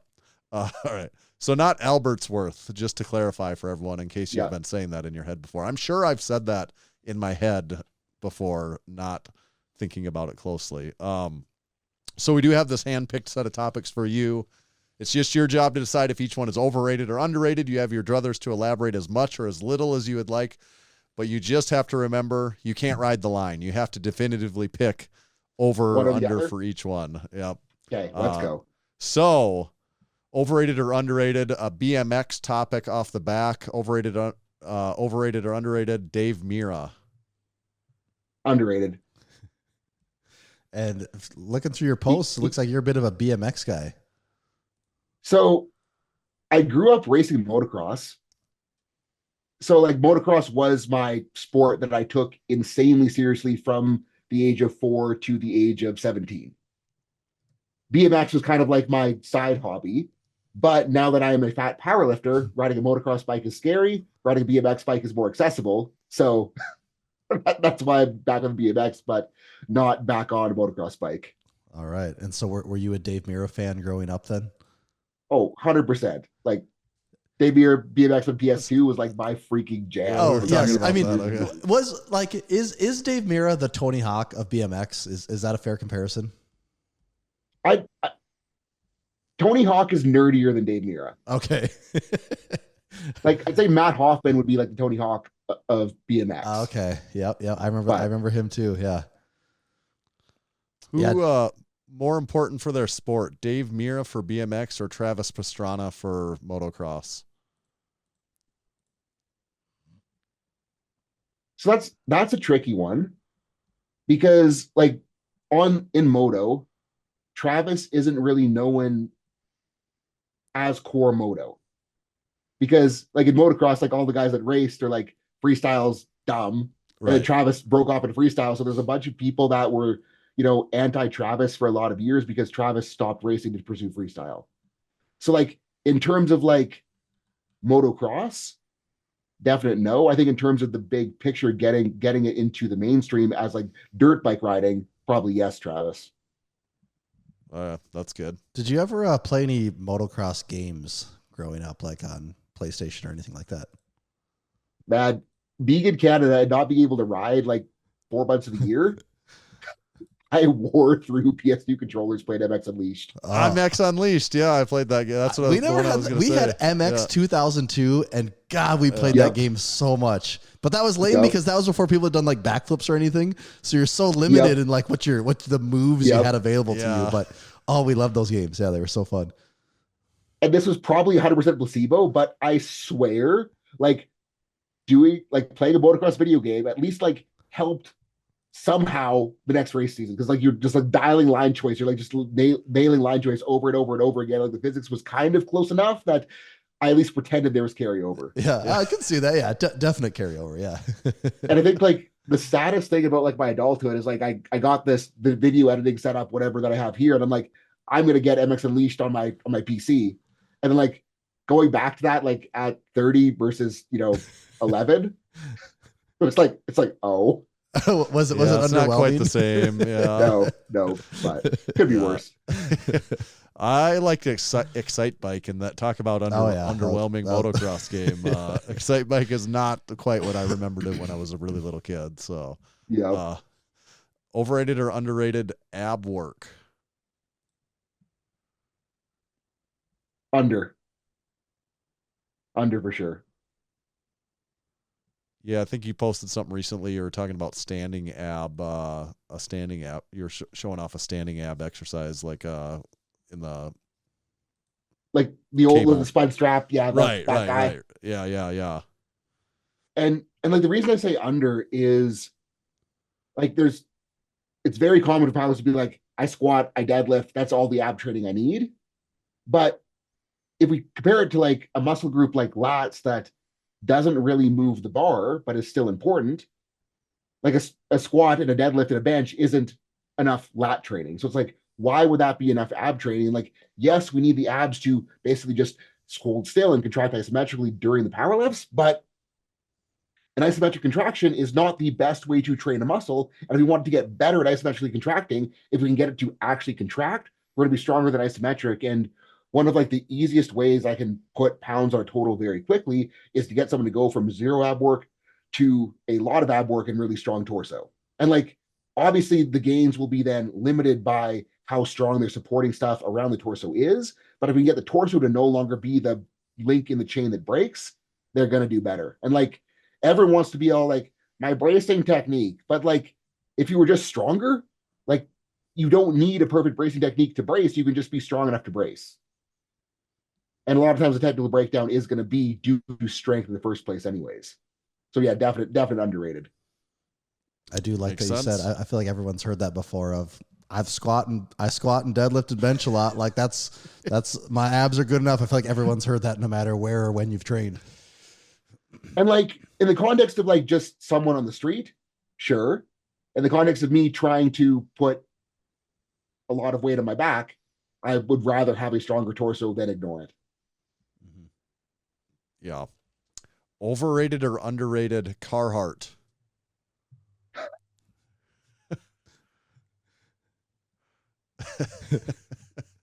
We got a lot of laughs going here. Yeah. Right now. Yeah. I had to throw myself under the bus and say overrated. So for people that don't know, Carhartt does seem to be a staple in your wardrobe. Well, it's like the reason I wear it so much, part history, part utility. It's like, again, like growing up on a bison farm, like Carhartt was my wardrobe as a child. Like I was a little kid, like wearing cute little Carhartt overalls as a kid, like running around the farmyard. Like in high school, as this Carhartt t-shirts were my uniform. Before it was fashionable, you were also, like- is what Yeah, it You were is. like I was Bane, wearing you it were- before it was every hipster dude. Yeah, you were born in Yeah. the darkness. Everyone else just came on. You were molded And- by it. And then it's like when I started powerlifting, I realized that holy shit, these shirts are really sticky and hold a squat bar very well. So it became my favorite shirt to train in. And I've just kept training in them because they stick to a squat bar, they stick to a bench pad. And as a fat guy, they fit really well. Like it's They got But- the and then I boxy was fit like- down and also the tall sizes. So yeah, I mean, there's something for everyone Yep. there. yep. So But I you're mean, saying like, I'm a overrated fan, but still. again, I actually this is me being a dick, but I had a guy that was like on every single post I posted for a very long time. He's like, "You don't do Carhartt shit," and I ended Oh. up blocking him because it just got annoying. But Yeah. Also, how does he know? Like your page is about mostly Right. training and stuff. Like, how does he Yep. know if you do or don't do Carhartt shit? Also, you Yep. know, like, and what is Carhartt shit? Also, I mean, I know what he's saying, but also that's just Yep. that's lame. I think. Yep. Yeah, I think it's Uh, like, and again, it's like maybe I necessarily blocked him because he was actually trying to be funny, not being a dick, which I did consider, but Yeah. Okay. Last one, most important one, worth all the marbles, overrated or underrated, diet root beer. underrated. It should be the only beverage legally allowed for drinking at all times. Like looking around my office, I got 2 here, two empties here, one on the go. Like So what's the I go-to have a brand? problem. What's the go-to Mug mug? all day long. Okay. So is it all? I mean, is mug distinctly better to you than in comparison to say Barks, or what would be the other alternatives, Tommy? Well, I mean, I don't know, So- but Canada, they might have something crazy we don't even know about. yeah.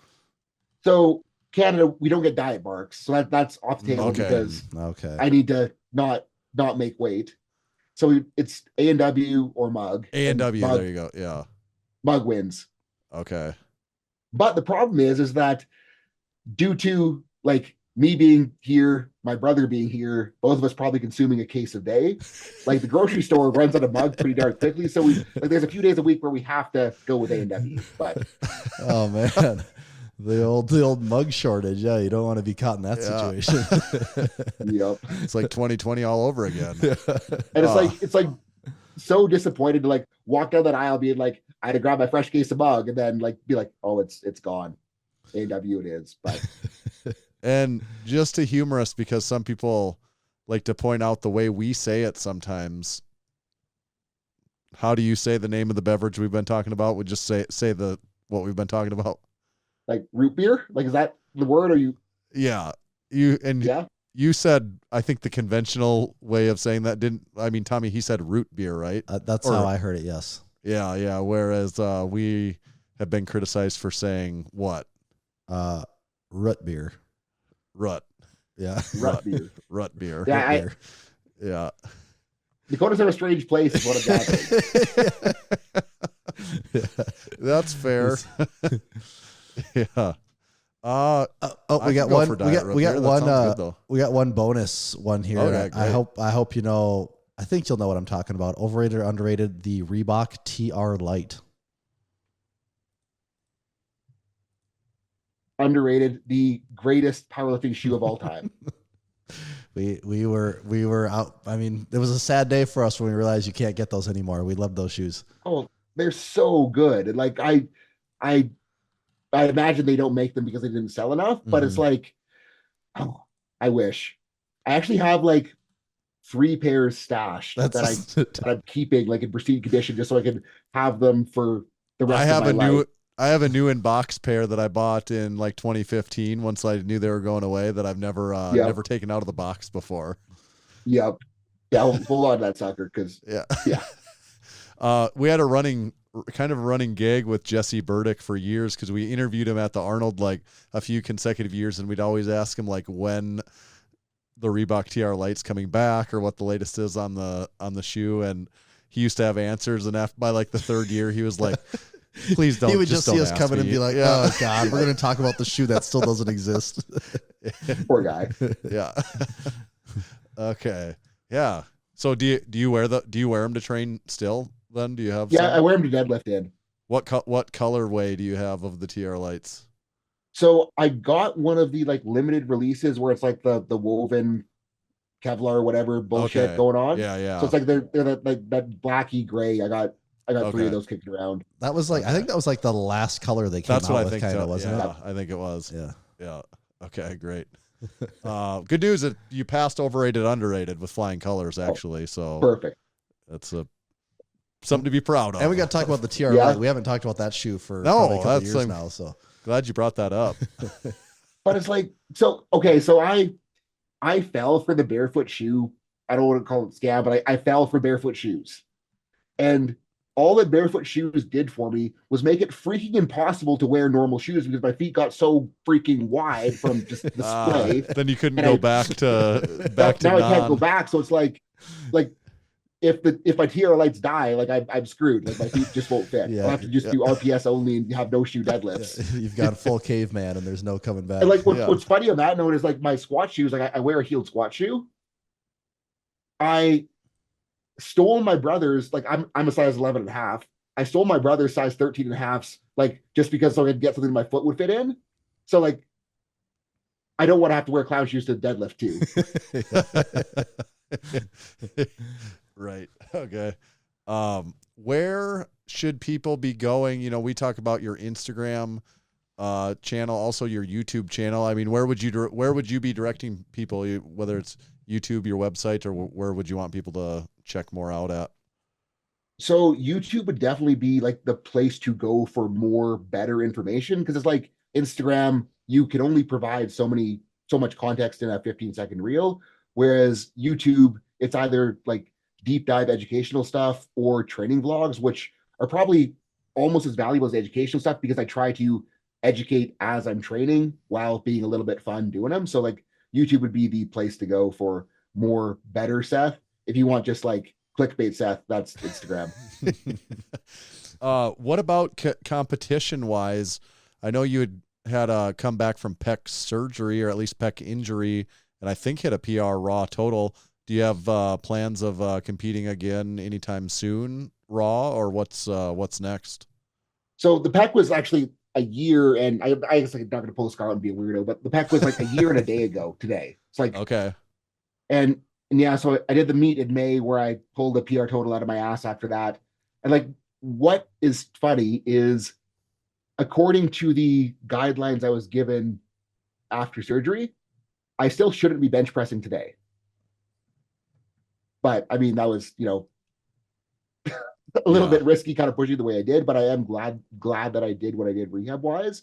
And next week coming up is going to be Jordan Wong's King of the Platform 2 in December.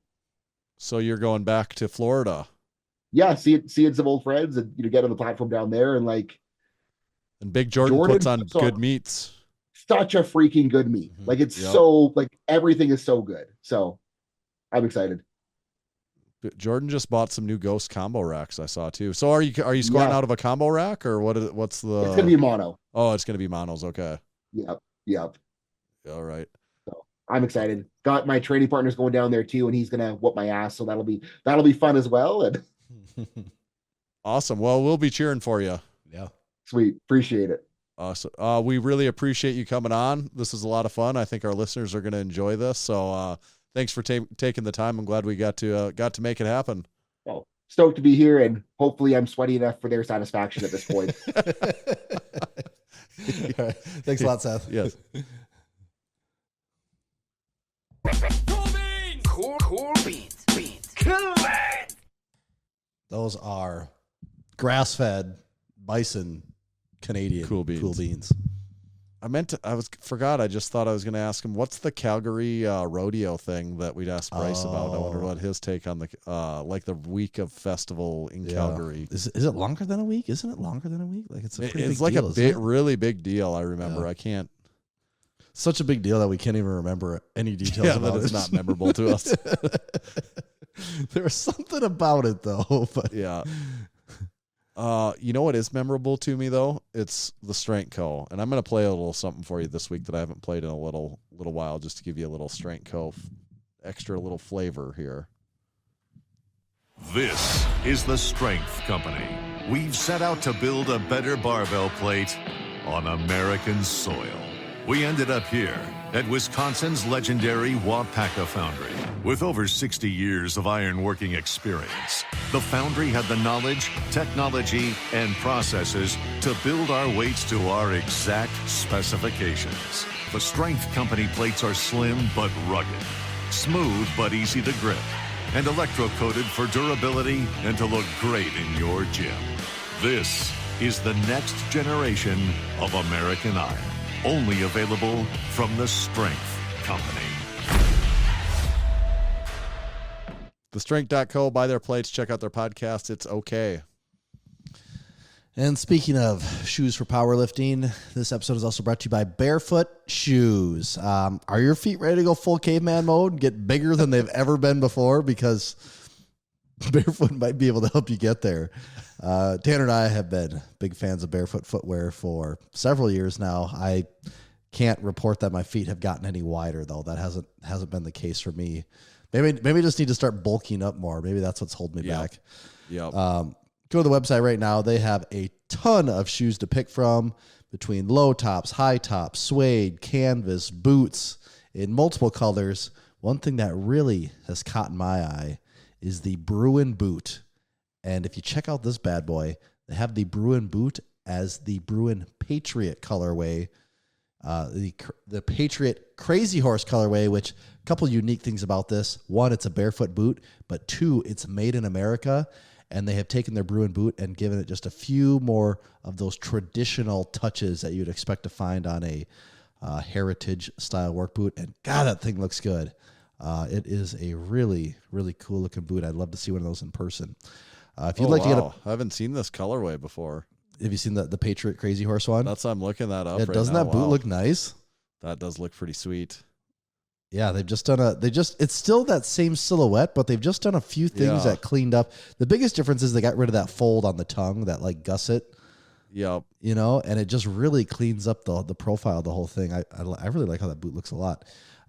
If you'd like to get a pair of barefoot shoes for yourself, head on over to www.barefoot.store.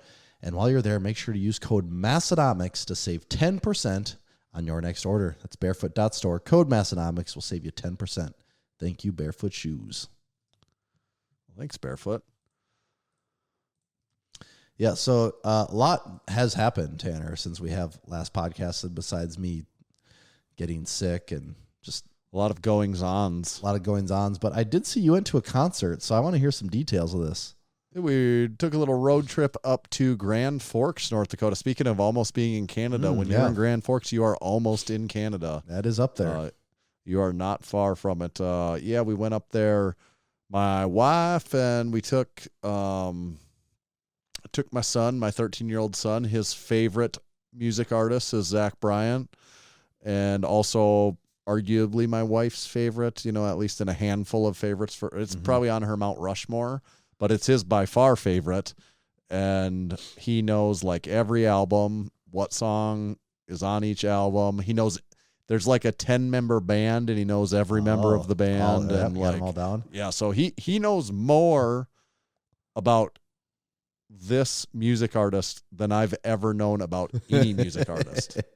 Like, and that's not hyperbole, like, because I've never been one to know, like, I barely know, like, I know some albums, like, I know usually the names and I recognize the album art on, like, a lot of artists' most popular albums, but never has there been someone where I'm like, I can name you every album they had and like what it was, because I never really followed it closely for even the music I liked. So he knows it in great detail.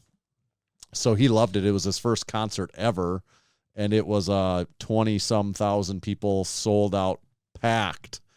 And what I would note is, because it was like a party, it was like a tailgating party too.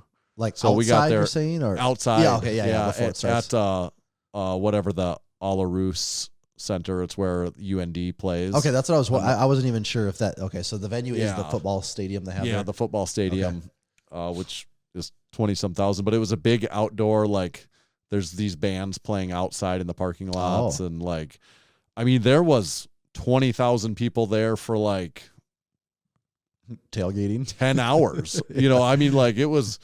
And what I did particularly note, though, is what overwhelms me a little bit is that what you end up doing is going from a line to a line to a line to a line, and it's like a day of lines. And I'm like, we are standing in line for everything you do for hours. Like, anything you ever want to do, you're just standing in a giant line of people. And I'm like, oh my God, we're just like, I mean, you could almost say standing at a concert is kind of standing in the line. Right. And it is kind of like that too.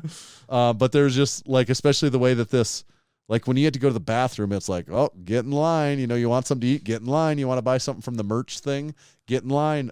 Guess how much his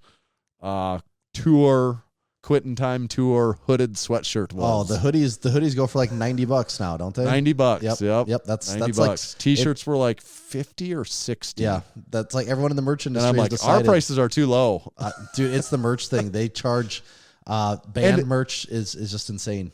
There was merch booths everywhere. Well, I mean, not everywhere, but there was like, I at least saw 5 different merch booths.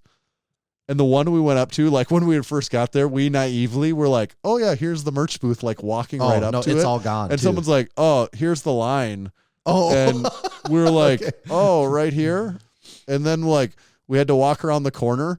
The line to get merch was like 300 people long. Like there was people that literally like just couldn't like so many people that wanted to give them money to buy merch that like They you had to wait can't. in line for like It's like, 30 minutes to do it. It's like, come to the Arnold with us, guys. We'll teach you a thing or two about moving people through a line here.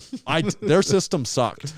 Also, like the way that they had their T-shirts all like just water. I'm like, how are you selling this much? And this is your system. Yeah. I'm like, yeah. you could, like, And they probably sell having out at actually every known stop something too, about- though. Like they probably Right. do. They so- probably sell every single thing. Yeah. So did you guys end up buying any merch of any kind? He got a hooded sweatshirt. Yeah. Did he wait in the line or did he go later? No, we went there was never not a line for Oh. things. Like you just, he has like, Zach Bryan has a lot of fanatical fans Yep. too. Like people that are just like all on board. And it was a really cool concert. He does like a quad stage where they set him up in like dead center field. And the whole, football field is just general admission where it's all people standing. Oh, like you're saying, like his stage is like a square, or like there's 4 stages. There's 4 stages all Oh. connected, and he just Okay. like goes like so. He like sings one song facing north, and the next one he goes east, then south, then west, and he doesn't Yeah. exactly go in a circle, but he just like is, and the band is like all set up all over the place in the middle and stuff. So it's Okay. like the band is constantly all moving around, and like they're. Yeah. So the general admission people, like depending on where you're standing, eventually he's going to be like right in front of you. So were you And then- guys but sometimes- on the field, or were you in the? We were in like the bottom of the stands itself, like where, like if you were at a football stadium, like You have to be at that lower level of. yeah, right. Yeah.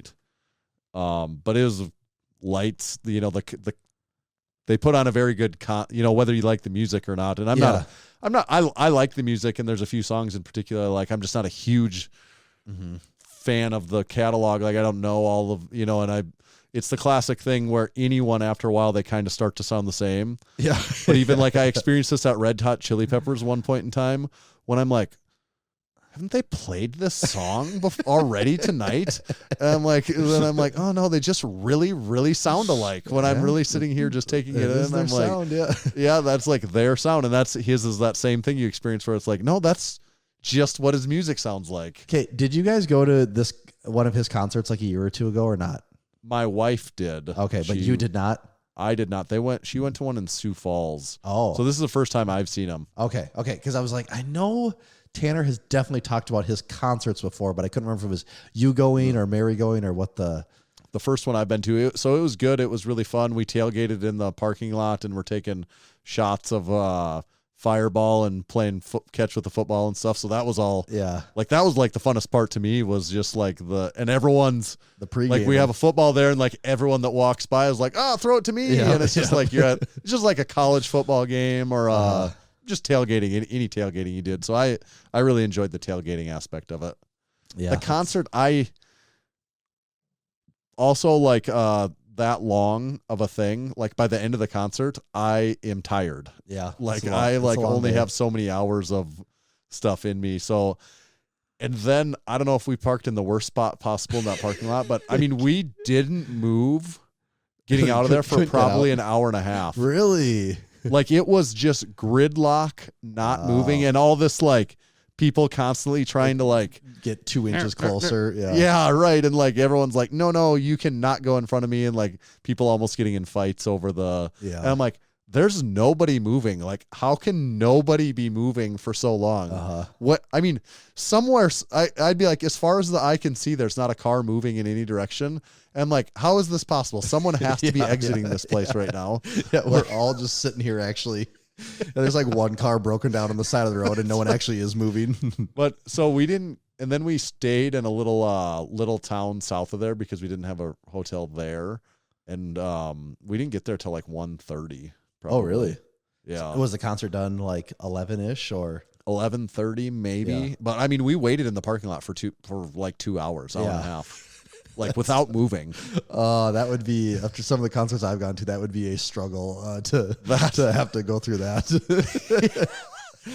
It's like I usually need to like get some food and lay down ASAP. Right. That's the nice part about public like if you go to Minnesota has got that. Yeah, in down Minnesota. so good. It's like right. yep, The public transit thing is good. It's like, oh yeah, just people flood out. Or of just here. the fact of like it's a major market, so like the number of hotels within walking distance is unlimited. Right. So yeah. Where this at like UND, like nobody's like, well, it is attached to a hotel, but I mean, it's just but that's got to be like 20,000. the biggest crowds they ever get there is for something like Right. that. Right. So it was cool. It was worth it. It was fun. And my son really enjoyed, he loved, talk about it every, like did you have to brace every him ahead day of time and be since. like, it could get kind of skunky smelling in there? Did you have to give him a heads up on that one at all? He knows what that is. Yeah. He's aware of that. We told him you're going to probably see a number of things that, that aren't part of normal life. Right. He's pretty well, he's been around the block at a few events and stuff before. So he kind of gets like, we went to, the last Timberwolves we went to was on April 20th. Yeah. So everywhere we went, it was, there's a lot of weed everywhere we went that day. So yeah, that will do that. yeah. So it was cool though. It was fun. I feel like I've been to a lot of concerts in the last few years. For someone that I don't necessarily consider myself a big concert guy, but I've said it before, and I think I do just like, I just kind of maybe I like experiences more than I used to think that I did. So that's why I like concerts, just because they're experiences, even if it's not like my favorite artist of all time. I don't really care because still I haven't been to a concert yet that I'm like, well, that sucked. That was a waste of my time. going to like really big, like where right at that level, like people aren't phoning it in. I mean, I should get in front of this and ask. I know Keith is going to want to know. Did he ever tell everyone to sit down and be quiet though? Like, was that a part of the show? Nobody, 20,000 people. I swear to God, not a person sat down the entire concert. Yeah. Because that's what a concert is. I mean, that's what I was thinking. Yes. The one thing about him in particular as a music artist, his fans all know the words to every song, and they scream the words almost the entire concert. And parts of songs, he just stops singing. Like parts of like every song, he just stops singing and lets the crowd sing Take it away. the song. And and like that's a very common thing at his things where the crowd just like ends up, and it is really cool when you have like 20-some thousand people doing that. Like it just feels cool, I guess. Yep, for sure. I mean, I only knew like a fourth of the words, so I wasn't really like. So then you were just screaming at the top of your. I wasn't in on it. I was just screaming the F word just to see if people could tell anything different. I was just screaming, playing the penis game, seeing how loud I could yell penis. Yeah. So that's that. Are we going to talk about the new federations at all, or might have to, or should we table that? It is timely, but we might have to hold off a week. I only got so much in me. We covered a lot this week, didn't we? Yeah, we did. And there's still a lot of things on here we haven't talked about. So yeah, I still got to talk about Chimp Crazy. Is that the HBO one? Yeah, I saw that pop up on there, and I'm like, this does look interesting. But you better if you get a chance, watch an episode before next week, so we can talk about Chimp Crazy. See if I can talk Leah into watching one with me here. Then all I'd say is, it's from the creators of Tiger King. That's what I thought I saw. Yeah, I thought there was some connection there. And I would say I think it's crazier. Really? Than I don't know. Well, chimps do have the weird thing where they are human-like, so I can see how that would elicit some. Some people are freaking weird. Because I know there's the things I've watched other documentaries where people like get to the point of like breastfeeding, chimps like when they're growing up, and because I think that was part of. I watched a different documentary on HBO years ago about they were trying to like see at what point can they like not get a chimp to progress anymore with human, and that lady treated it like a baby. She breastfed it, and she thought it was like really on the same level with her, but it was like no, just like a violent asshole. And that's a big part of this show. Okay, also, so maybe the documentary I watched was part of this. Yeah, like I'm sure there's some crossover because this follows a particular storyline, but as they're following the storyline, is this happening in modern times? Like what? Yeah, 2020, 2021. Okay, the thing I watched was might even be ongoing. I haven't gotten to the end of it yet, so I don't even know like what the resolution is. But there's a ton, like there's kidnapping and like it's very Tiger King-esque. That it's instead of this ridiculous woman that that you follow her story. Gotcha. I'm trying Exotic animal thing is weird, dude. I'm not a fan of it. I'm I'll just gonna tell you. go out on a limb That. and say people are kind of weird in general, man. That's true. Just trying to see if I could find what the hell that old one I watched was, but I don't know. Chimp Crazy is just taking over the SEO game, so it's like impossible to find anything that's not Chimp Crazy when I type in Chimp documentary or anything like that. I'm not, as we don't get too political, as we don't, as it is, so it's been written. I would just say I'm not a PETA guy by any means, by any stretch of the imagination, but I would say I'm not really sure if like any people need to be owning like exotic animals. Oh, it's so weird. Like it's pretty sure that's like not good typically at all. Oh, I think like just animals like that so clearly belong like not even on this continent. Yes. I'm like, there's like a weird thing of, I don't know, it's like a mental thing of control and power and also like obsession with owning possessions, like ownership. Like there's a lot of like unchecked boxes that are going in. I mean, that's what the Tiger King thing was all about. It was just about power. It's the same thing. I mean, like that's I agree, man. That there's like, do you really need to own that animal? You know, the one I'm thinking of, I found it. It's Project Nim. Okay. Taken from his mother at birth and raised like a human child in a family in the Upper West Side in the 1970s. Yeah, and they also go through not necessarily this story, but some other things where the chimps went absolutely nuts on people. Because aren't they like really horrific. violent by nature? Yes, like scare. Like the thing is, like when you see dismember you violent and like rip your face off and but the chimps that you see on movies are like young chimps. Like chimps basically until they're like 3 or 4 are like cute and you get them to do this stuff and they're not that big. Because they're like babies almost. And then they hit a certain age, whether they say it's like 5 or 6, and then it's like, no, these are now like 200-pound like rage monsters that, like they're 200-pound wild animals that are almost human beings and probably like relatively stronger and like more dangerous. So yeah, that sounds absolutely with terrifying. like razor sharp teeth. yeah, have hands for feet. You know, it's pretty freaking crazy.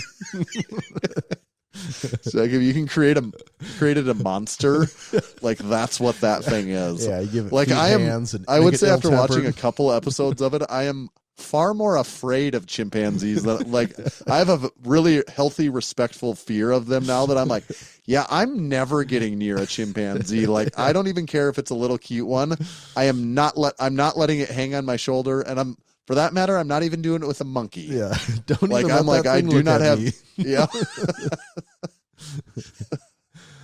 All right. Well, you do have my attention, so I'm going to try and see if I can sneak an episode of that in. Yeah. It is also kind of football season though, so I'm not even that big of a football guy, but I love seeing a good storyline, and there was a few of those this weekend too. Yeah, lifting and drinking is all we know, though, right? That's right. And quarterbacks eating dirt. Yep, it's that time of year. I've just been waiting for, months now. I've been deprived of football for months, so it's finally. We had the Massenomics fantasy football draft. Oh yeah, how did that go? Good. Anyone really gaming the system or doing some unusual picks? Keefe got taken in the 3rd round. So, right. and I sent Ko a screenshot of that, and he said, a little high unless you're going to get points for special teams tackles. The other thing of note is there was a couple really funny team names that I actually wanted to mention here that people put together. It's also, so there's 4 divisions. The way Kevin broke it up, it's cellar dwellers, which is garage gym lifters. Oh, okay. There's 4 of them so in the this is like this is your like divisional. Yeah, okay. yeah, breakup. There's the cellar dwellers, which is the lifters that lift in garage or basement gyms. Garage junkies, which is self-explanatory. And then the private club members only, which is those of us that they have me in, and the other ones that lift in public gyms. But You've got orange glazers, no surprise there. Just let anyone in here. A couple other one here. This one, I actually had to read this multiple times to make sure I wasn't glossing over this. It's the Crew York Jorts. The Crew York Jorts. Okay, yeah. Instead of New York Jets, Yeah. it's the Crew York Jorts. Yeah. And that is the best one. Like that one like threw me good. out because I just always read it as Jets, and I'm like, wait, it's the Crew York Jorts, which I love that one. Anything else here's my second favorite one. No PPR in the jungle. So it's no points like that, like it's a PPR league, like points per reception. Okay. So it's like no weight classes in the jungle, no PPR in the jungle. That's good. Just another one of the benefits, if you're thinking of joining the Massenomics Discord, you too could next year potentially get in on the fantasy football league. One other one that did make me laugh that you'll enjoy is one of the New York guys named their team the Aberdeen Central Golden Eagles. that actually is really good. I like that. That was actually one of my favorite ones too. Yeah. The Aberdeen Central Golden. One last one that is actually pretty funny too. Cody's was one day closer to MNF. So one day instead of like, the old just one day closer to Mondays, like one day closer to Monday Night Football. Those are good. I like. There's some thought into those, some deep cuts. Yeah, there's just something really funny to me. These other ones are all much better. Mine was I just did the WNESD, so Western Northeast South Dakota Pheasants. That's my it's a classic one. Yeah. There's something really funny to me though about a guy that lives in New York having a team named the Aberdeen Central Golden Eagles, because you can say that to like so many people, and they'd be like, I don't even know what words you're saying right now. Like, what does that mean? I did think that was particularly funny. Yeah, that's good. Someone did. Big Mofo took defense and a kicker as his 1 and 2 picks. Okay. Bold move. Big Keith, incidentally, he was at the very end of the snake draft, so he had the first pick. Mm-hmm. But then, like, on his 4th and 5th rounds, he accidentally took 2 quarterbacks in a row. Those are the notable things. It's a game of strategies. Yeah. I took a Vikings player as my first pick just because that's also a bold move. Jefferson? Justin Jefferson, okay. Yeah. I mean, still bold considering who the hell the quarterback say, is. Like, who's going to be getting him the ball, though? I just figure someone, like, he's just so good. Like, it'd be like, it's like they'll just figure out someone that can get the ball in his general direction. Just have the punter punt a ball to him every play. Like, someone somewhere somehow has to be able to get the ball close enough to him that he's going to do something. I mean, with the current state of the team, like that is just going to be their offensive. Just like, we're just playing 500 and we just throw it to him. Yes. It's like literally playing 500, 500 on every play. Because I have a feeling that the Packers, Lions, and Bears all could be quite decent this year. Yeah. Are you still watching Hard Knocks? I think I'm an episode, or is it over? Is the last? I'm assuming the last one's tonight. Yeah. Okay. I think there's only 3 of them, wasn't there? Okay, I am caught up then. I just need to watch tonight's then. Yeah. Right? Isn't there only 3 episodes so far? I think there's been 4 episodes. Is there? Okay. I think tonight must be like the 5th and final, possibly. I don't know. Because wasn't last week the last episode 5.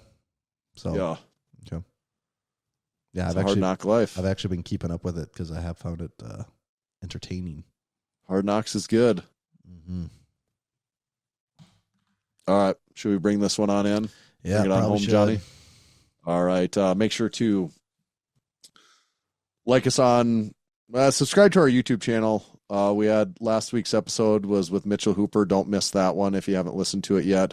We also did our 3-year update on the Strength Co plates. We'll have a new episode, but we'll have a new YouTube video coming out later this week. We have a new YouTube video out every single week in addition to our podcast YouTube video. So please subscribe. We've been growing that channel and we appreciate seeing the numbers go up on YouTube. Make sure we didn't touch on MarcoFactor update.